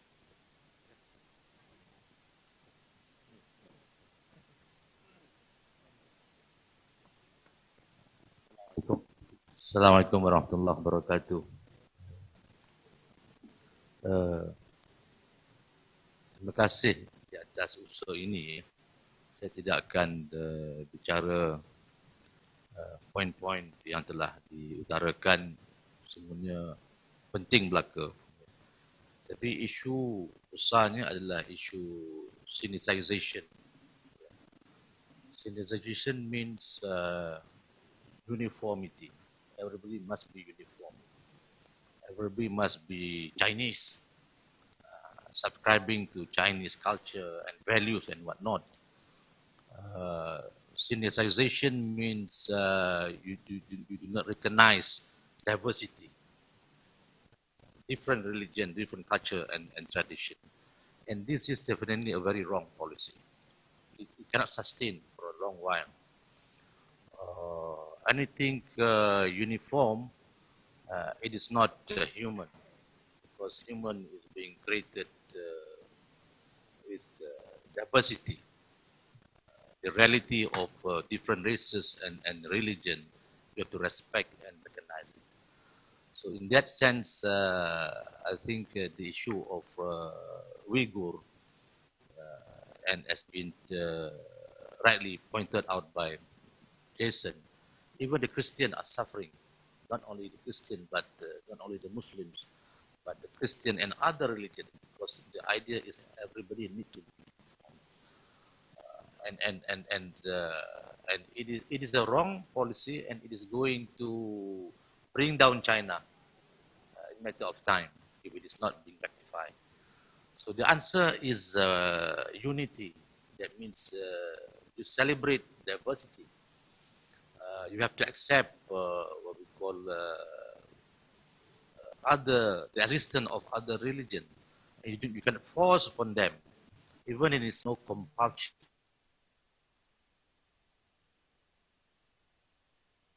Religion. Even in religion, in this sense, I think we have to convince Chinese government, China, that this policy of Singaization, it is a wrong policy. It's going to bring down, to break down in a matter of time. I think this is very important. So recognizing unity, recognizing diversity is very, very, very important. And Malaysia is a very good example. We have only one black spot history on May 13, but after that we are able to recognize diversity and the balancing of various interests in a nice way. I think we can be a very good model in terms of unity and diversity, recognizing what we call different religion and races, and working in harmony. I think this is the success of Andalusia, where they accept the concept of la convivencia, that means accepting others, living together. I think if this idea is being promoted apart from the legal point perspective and other thing, I think we are going on the right direction. Emphasizing on the policy is wrong, it has to be rectified quickly to recognize others, because this is the reality of human being. I think this is the only point that I want to raise, and I would like to welcome Brother Omer, and I want to congratulate you for your persistency in fighting for the cause of your people, and our heart is with you. Inshallah, we will do whatever the best that we can do in pursuing the idea of unity in diversity, and this policy of forcing the Uyghur to conform to the Chinese values and norms. I think this is not going to be long, provided that we work together. And today is a reflection of the unity and diversity on the issue of Uyghur, with all other religions, all other races coming together on one cause. Thank you very much. Assalamualaikum warahmatullahi wabarakatuh. Assalamualaikum warahmatullahi wabarakatuh. Tepukan untuk Datuk Ahmad Azam. Terima kasih kepada Datuk sudah hadir dan berkongsi. Kita akan teruskan dengan Tuan Andrew untuk berkongsi pandangan daripada Wakil Kaunsil atau pandangan peribadi berkenaan dengan tribunal dan juga isu Uyghur sekarang.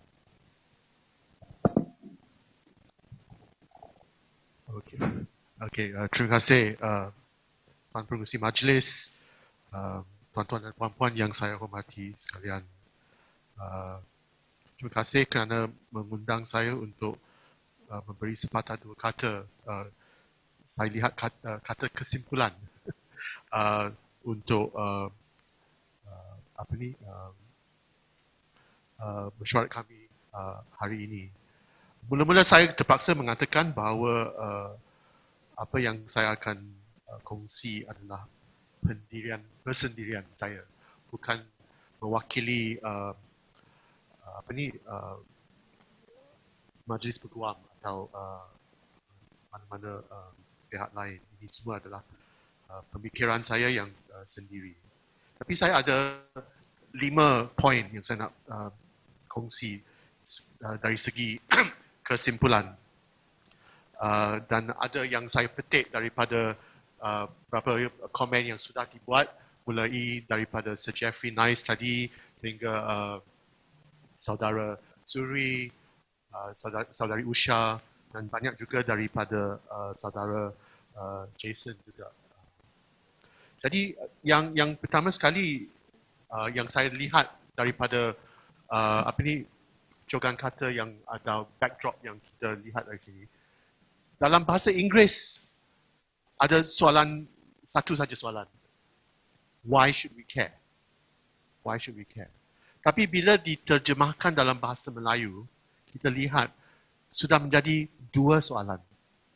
Soalannya, Bukan saja mengapa kita perlu peduli, tetapi juga apa yang kita perlu peduli. Jadi sudah menjadi dua soalan.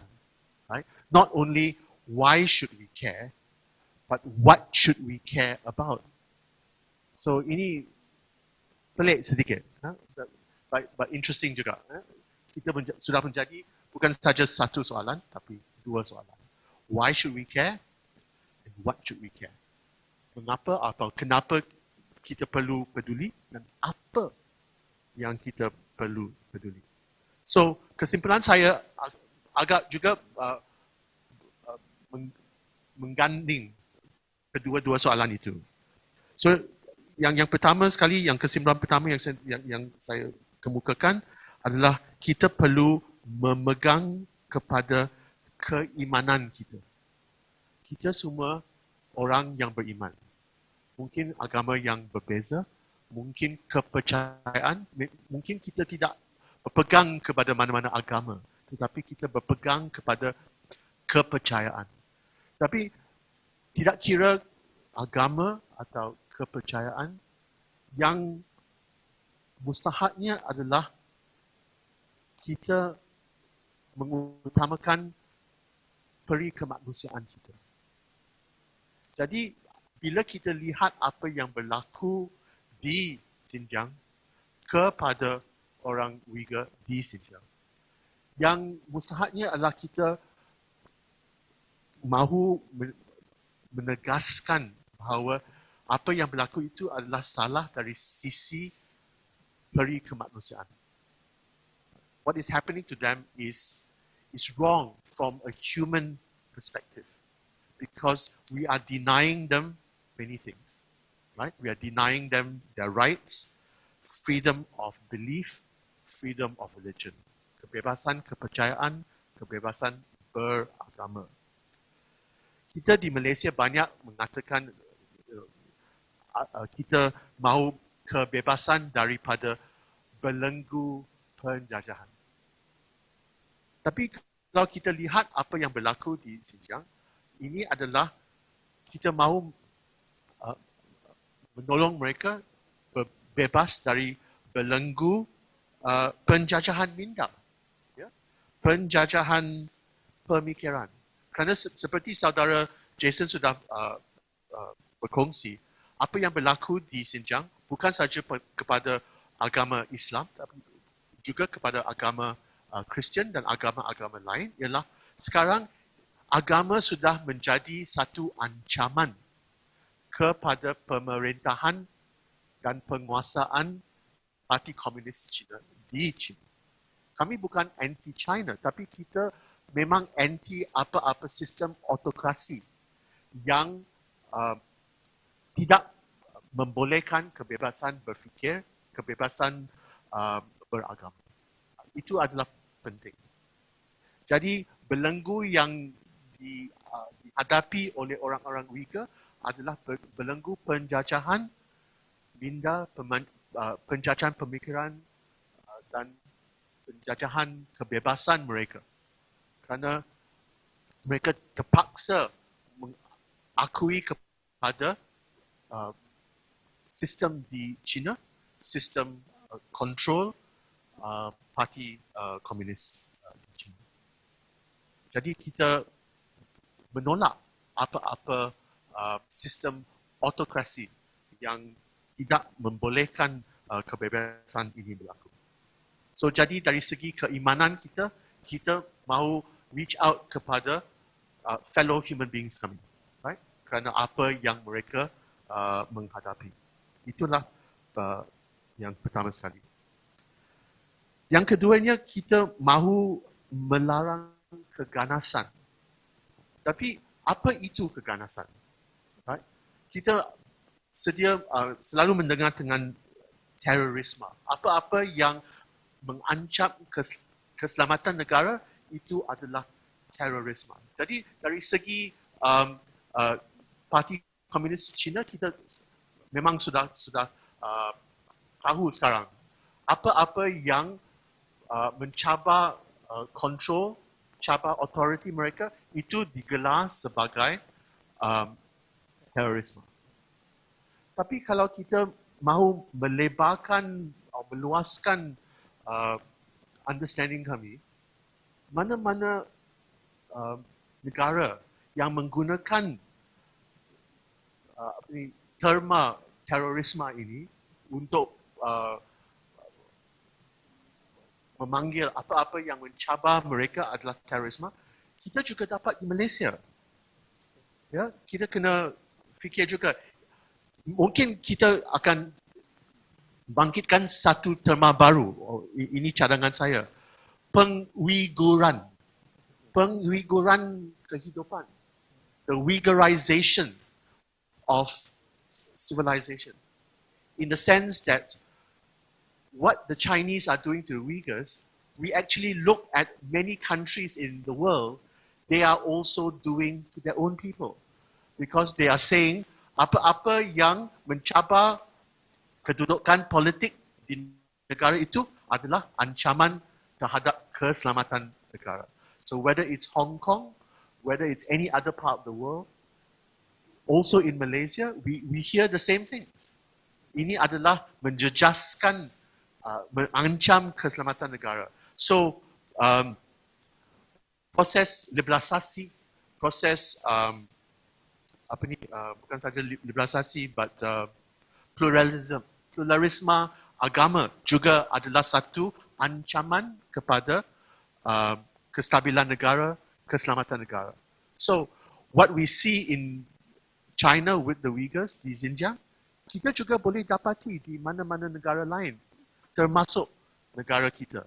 Jadi kalau kita mahu melihat atau memikir dalam secara lebih mendalam apa yang berlaku, kita seharusnya kalau kita mahu jujur kepada kami sendiri, we want to be honest with our own thinking, right? Kita perlu juga melihat apa yang berlaku mungkin di negara kita sendiri. Okay, so even in our backyard, ini mungkin berlaku juga. Yang ketiga, kita asal lihat melarang keganasan, ya, menghormati melarang keganasan. Yang ketiganya menghormati kedaulatan undang-undang. Tetapi undang-undang ini bukanlah undang-undang yang takrif sendiri. Right? When we look at the rule of law, kita tidak boleh mengatakan, oh, apa yang telah terlulus dalam undang-undang itu maksudnya rule of law. Itu salah. Kerana kita perlu meneliti apakah piawaian undang-undang ini. Adakah ini undang-undang antarabangsa atau adakah ini undang-undang negara saja? Right? Jadi takrifan apa itu rule of law bukan saja satu yang, oh, kalau parlimen sudah lulus, oh, itu maksudnya kita sudah ada undang-undang. Kita perlu melihat adakah ini undang-undang yang boleh bila kita compare dengan international standard, ini memang juga adalah layak dipanggil undang-undang. So itu poin yang ketiga. Poin yang keempat, dari segi apa yang berlaku di Xinjiang, tapi apa yang juga berlaku di Myanmar, di Palestin, di mana-mana, itu adalah mengatasi kekebalan. Right? We have to stop the sense of impunity. Right? So bila sekarang kita lihat juga di Ukraine dan sengketa dengan Russia, what we are looking at is we want to make sure that criminal offences, crimes against humanity, war crimes, ke apa genocide, kamu tidak boleh lari daripada sistem keadilan dan kamu akan dibawa kepada muka penghakiman. Di mana kamu pergi juga, kamu tidak boleh lari daripada muka pengadilan. So, kita mahu mengatasi kekebalan. Dan kelima yang terakhir sekali ialah kami semua menganggotai komuniti antarabangsa. So, jadi kenapa kita peduli? Kerana orang-orang Uyghur, orang-orang di mana juga adalah ahli komuniti antarabangsa. Dan kita, Sir Geoffrey, pada mulanya kita sudah ada bercakap tentang rights and duties. Right? Hak dan duty itu tanggungjawab. Right? Jadi kita perlu ada hak, tapi untuk menyokong hak itu, kita perlu juga ada tanggungjawab untuk mempertahankan apa-apa hak itu. Ya? Tidak cukup cara kita, oh, kamu ada hak. Tapi kalau kamu tidak boleh enjoy hak tersebut, apakah maksudnya hak tersebut? Right? Jadi kita sebagai ahli komuniti antarabangsa perlu mempunyai tanggungjawab untuk menyokong dan defend hak-hak tersebut. Itu menjadi tanggungjawab kami. Dan at the end of it all, to me, it is enlightened self-interest. Mungkin satu hari kita, orang Malaysia, perlu pergi kepada komuniti antarabangsa untuk mendapatkan hak kami. Jadi kalau hari ini kita tidak menyokong sistem perundangan, sistem antarabangsa, pada saat yang kita perlu mendapat sokongan daripada mereka, mungkin kita tidak dapat. If we don't support it now, later on, if we need to call on the international community for our own sense of justice, maybe it's not there for us. Because they'll say, well, you never stood up for it when other people needed it. Why is it that now when you need it, you call on the international community and you say they must help us? So maybe it's just at the end of the day, selfish, enlightened self-interest. Tapi kita perlu juga menyokong sistem itu. Dan akhir sekali, a quote from Reverend Dr. Martin Luther King Jr. Saudari Usha sudah memetik sedikit daripadanya. Injustice anywhere is a threat to justice everywhere. Tapi itu ada lebih panjang. Dan saya akan I will say the full quote. Injustice anywhere is a threat to justice everywhere. We are caught in an inescapable network of mutuality, tied in a single garment of destiny. Whatever affects one directly affects all indirectly. Sekian, terima kasih. Terima kasih banyak, Mr. Enrico. Tepuan gemuruh untuk Mr. Enrico. We are moving to our last panelist.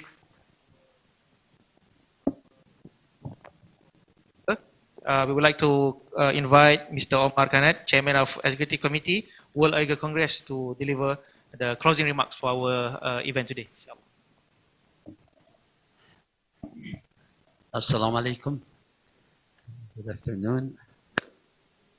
So my name is Omer Kanat. I'm Executive Committee Chairman of the World Uyghur Congress and also the Executive Director of the Uyghur Human Rights Project based in Washington, D.C.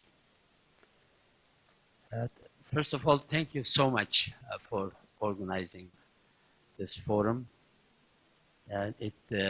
These kinds of forums gave hope for the Uyghurs. So we hopeful that these kind of forum will continue and bring the Uyghur issue to the attention of the large community. So when, of course, I'm truly appreciate the remarks of previous speakers. Thank you so much. And when I was listening to previous speakers, I was thinking about my relatives and loved ones who are in the concentration camps. And they have not been able to get any kind of information whatsoever about their whereabouts and about their well-being.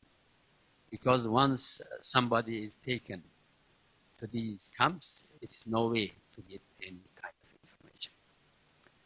So according to, before I talk about this importance of Uyghur Tribunal, I just want to say a few words, what's happening in my homeland. according to very conservative estimates, there are about from 2 up to 3 million people are in concentration camps from all fields of the life. There are elderly people as old as 96 years old, and children as young as 14, 15. So these are not only numbers. We are saying that, oh, more than 1 million people are in concentration camp, more than 3 million people in concentration camps. They are mothers, they are fathers, they are sisters, they are husbands, they are wives. So they are human beings. They have been suffering for almost 5 years in these concentration camps. So no one knows when they will be released. And we don't know how many people died and how many people are alive. This is very, very frustrating because you don't know. You cannot get any information and you don't know whether he's alive or dead. And Chinese government doesn't give any kind of information. So as Jason said, you know, the Hong Kong has been destroyed. Actually, Uyghur people has been destroyed. Their life has been destroyed. They don't have any more a normal life.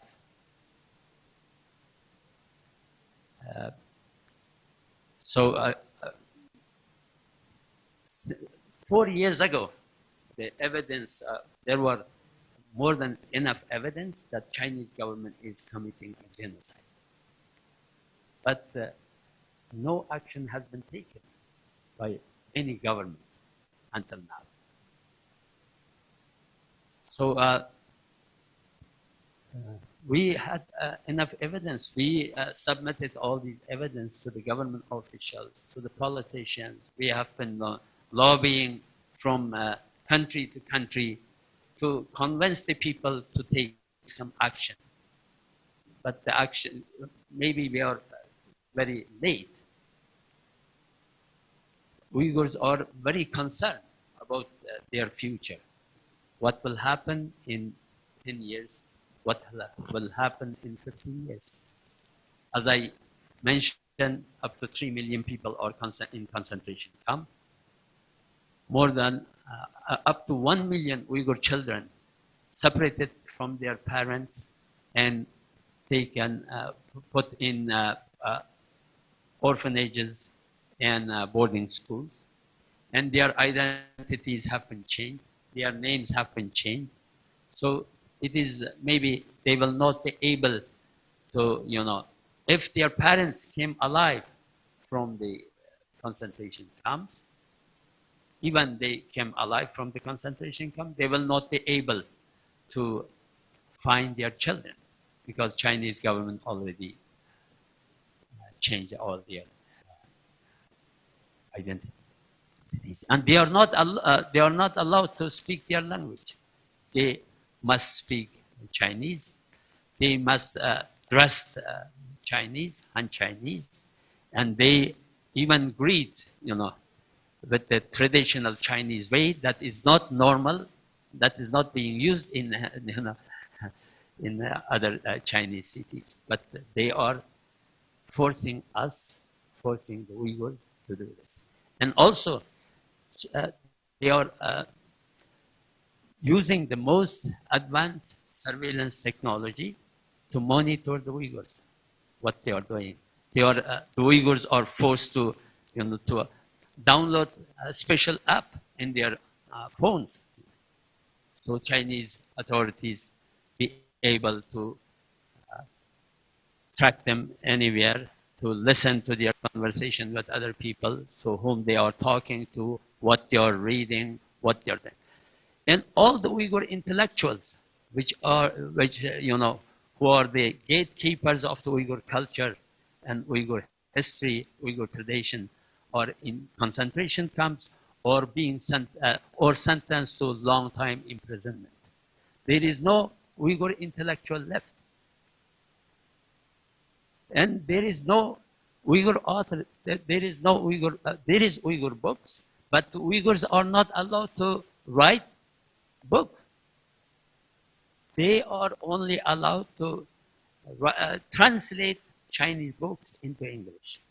So there is no Uyghur books. And most insulting thing is, as I said, they are using the most surveillance technology to monitor. They are sending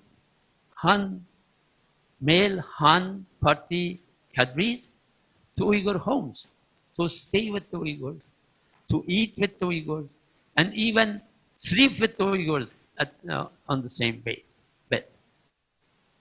And force the Uyghurs to eat that they don't want to eat, or their religion doesn't allow them to eat. And Uyghur, they are in the houses that already the man already taken into concentration camp. Only women, girls, and left home. So they are staying with them. And there is a lot of, rumors of, sexual abuses. And in the camp already, there are systematic sexual abuse. We have camp survivors who miraculously managed to reach safety.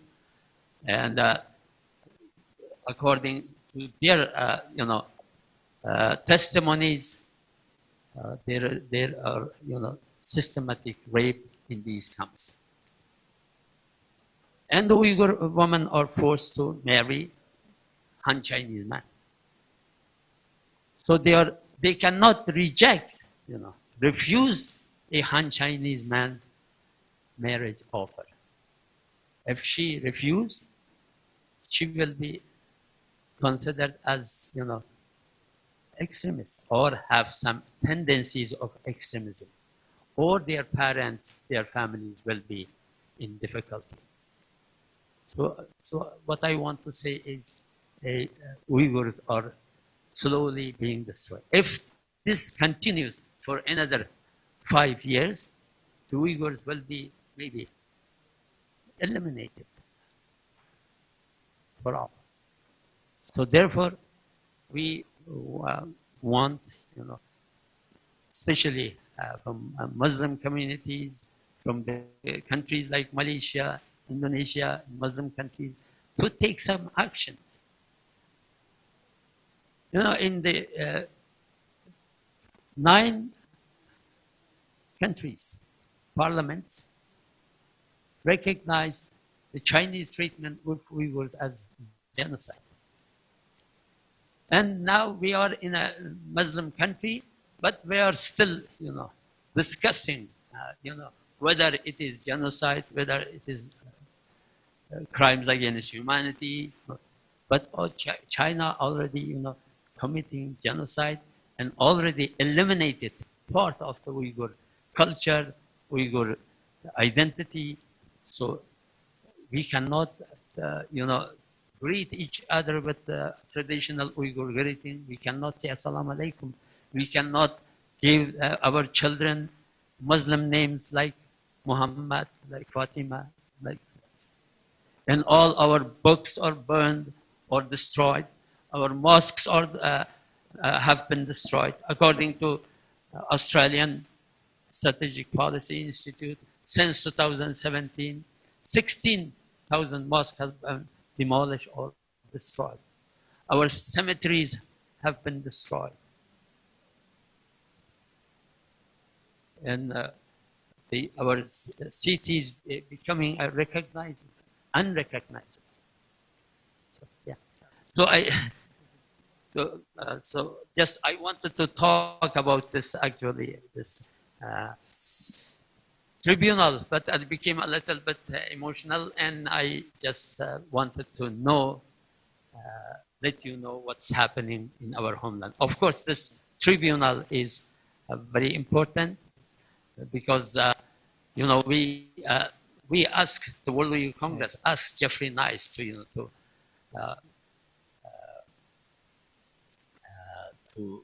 form this, tribunal because because of this evidence we submitted, and the evidence the U.S. government already, received from different channels through their own ways. So at the end of the Trump administration, former Secretary of State Mike Pompeo make a determination and said this is a genocide. But this was not enough, and the people said, "Oh, it is maybe a political decision. It is not not based on. It is not a legal decision." So therefore, we said, "What should we do?" And we said, "We have to have a independent tribunal to review all the evidences that we have, and then make a decision." So Geoffrey Nice, Sir Geoffrey Nice was accepted our request, and he formed this tribunal, and tribunal was very successful.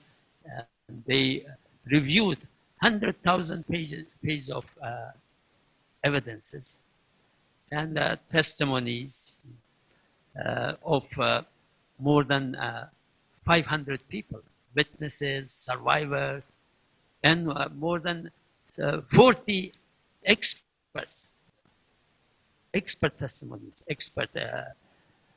then they make this their own decision, and that the judgment, it was genocide based on what they, because based on all the policies that Chinese government has been pursuing, or this was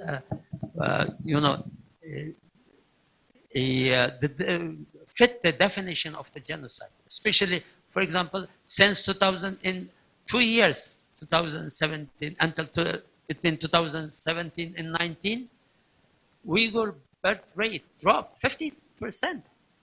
They are on the one hand, they are taking all the measures to limit or stop the Uyghur birth rate, and then on the other side, they are destroying our culture, our identity. So they are succeeding in this genocide. 1 minute. Yeah. Okay. Thank you. 1 more minute. Okay, another 1 minute is okay. Unfortunately, yeah. Yes, I just wanted to say that the most important thing about this tribunal is first the evidence, second the authority of the tribunal, third the findings, and fourth the next step what we are going to do. Yeah,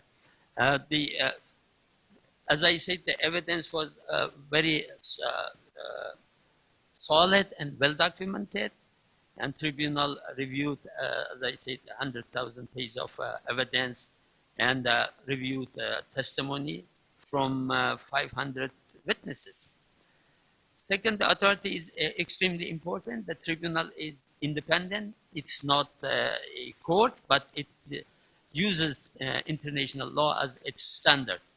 Until the World Uyghur Congress asked Geoffrey Nice, one important side of this, to form the tribunal, Uyghurs and other victims had no international forum where they could bring their eyewitness testimony of atrocities. So this tribunal provided to Uyghurs this forum to their eyewitness testimony. The United Nations refused to act. To this day, the Human Rights Council has not released a single report on the atrocities. More than 4 years after the evidence became clear, United Nations Office of Genocide Prevention has refused even to meet with us, and they didn't, work on any report. The excuse that they use is that there is no authoritative documentation. So International Criminal Court has refused to hear the case. The OIC, Islamic Cooperation Organization, which was supposed to, protect our rights, even refuse to, examine the evidence. The International Court of Justice has not taken up the case because no government has referred the case to it. So maybe, as Usha Kula said, maybe Malaysia will become, the first country to take this case to the court. Amen. Okay. Thank you. A big hand to Mr. Omer. I think because of the short times, and we have come to our the end of our program today. Unfortunately, let us give a big hand to all of us, to the organizer, to those our panelists and our speakers. I would like to invite Brother Faisal to hand over some, some mementos from ABIM. Maybe first to our Mr. Omer Hanat, maybe. Please, Mr. Omer, receive some mementos from ABIM President.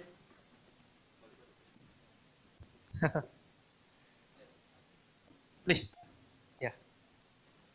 Tepuk sikit, tuan-tuan. Okay.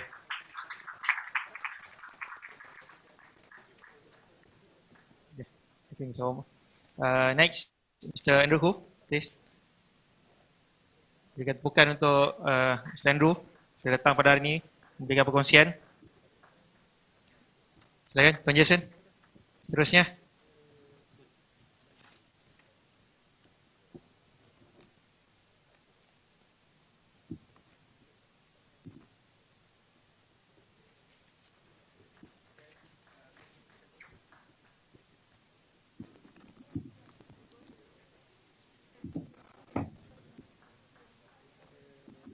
Silakan Dato' Ahmad Azam untuk menerima cenderati daripada Presiden ABIM, insyaAllah.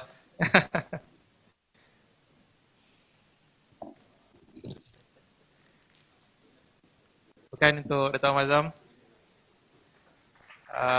Sebabkan pihak hotel, saya Dato', silakan duduk. Disebabkan pihak hotel perlu mengemas dewan kita untuk program seterusnya. Oh ya, minta maaf Tuan Zuhri. Minta maaf. Mohon maaf. Bukan untuk Tuan Zuhri. Sahabat-sahabat, sebabkan pihak hotel perlu mengemas dewan ini untuk program yang seterusnya, saya mohon kepada pihak wartawan untuk menemubual speakers atau tetamu kita di luar.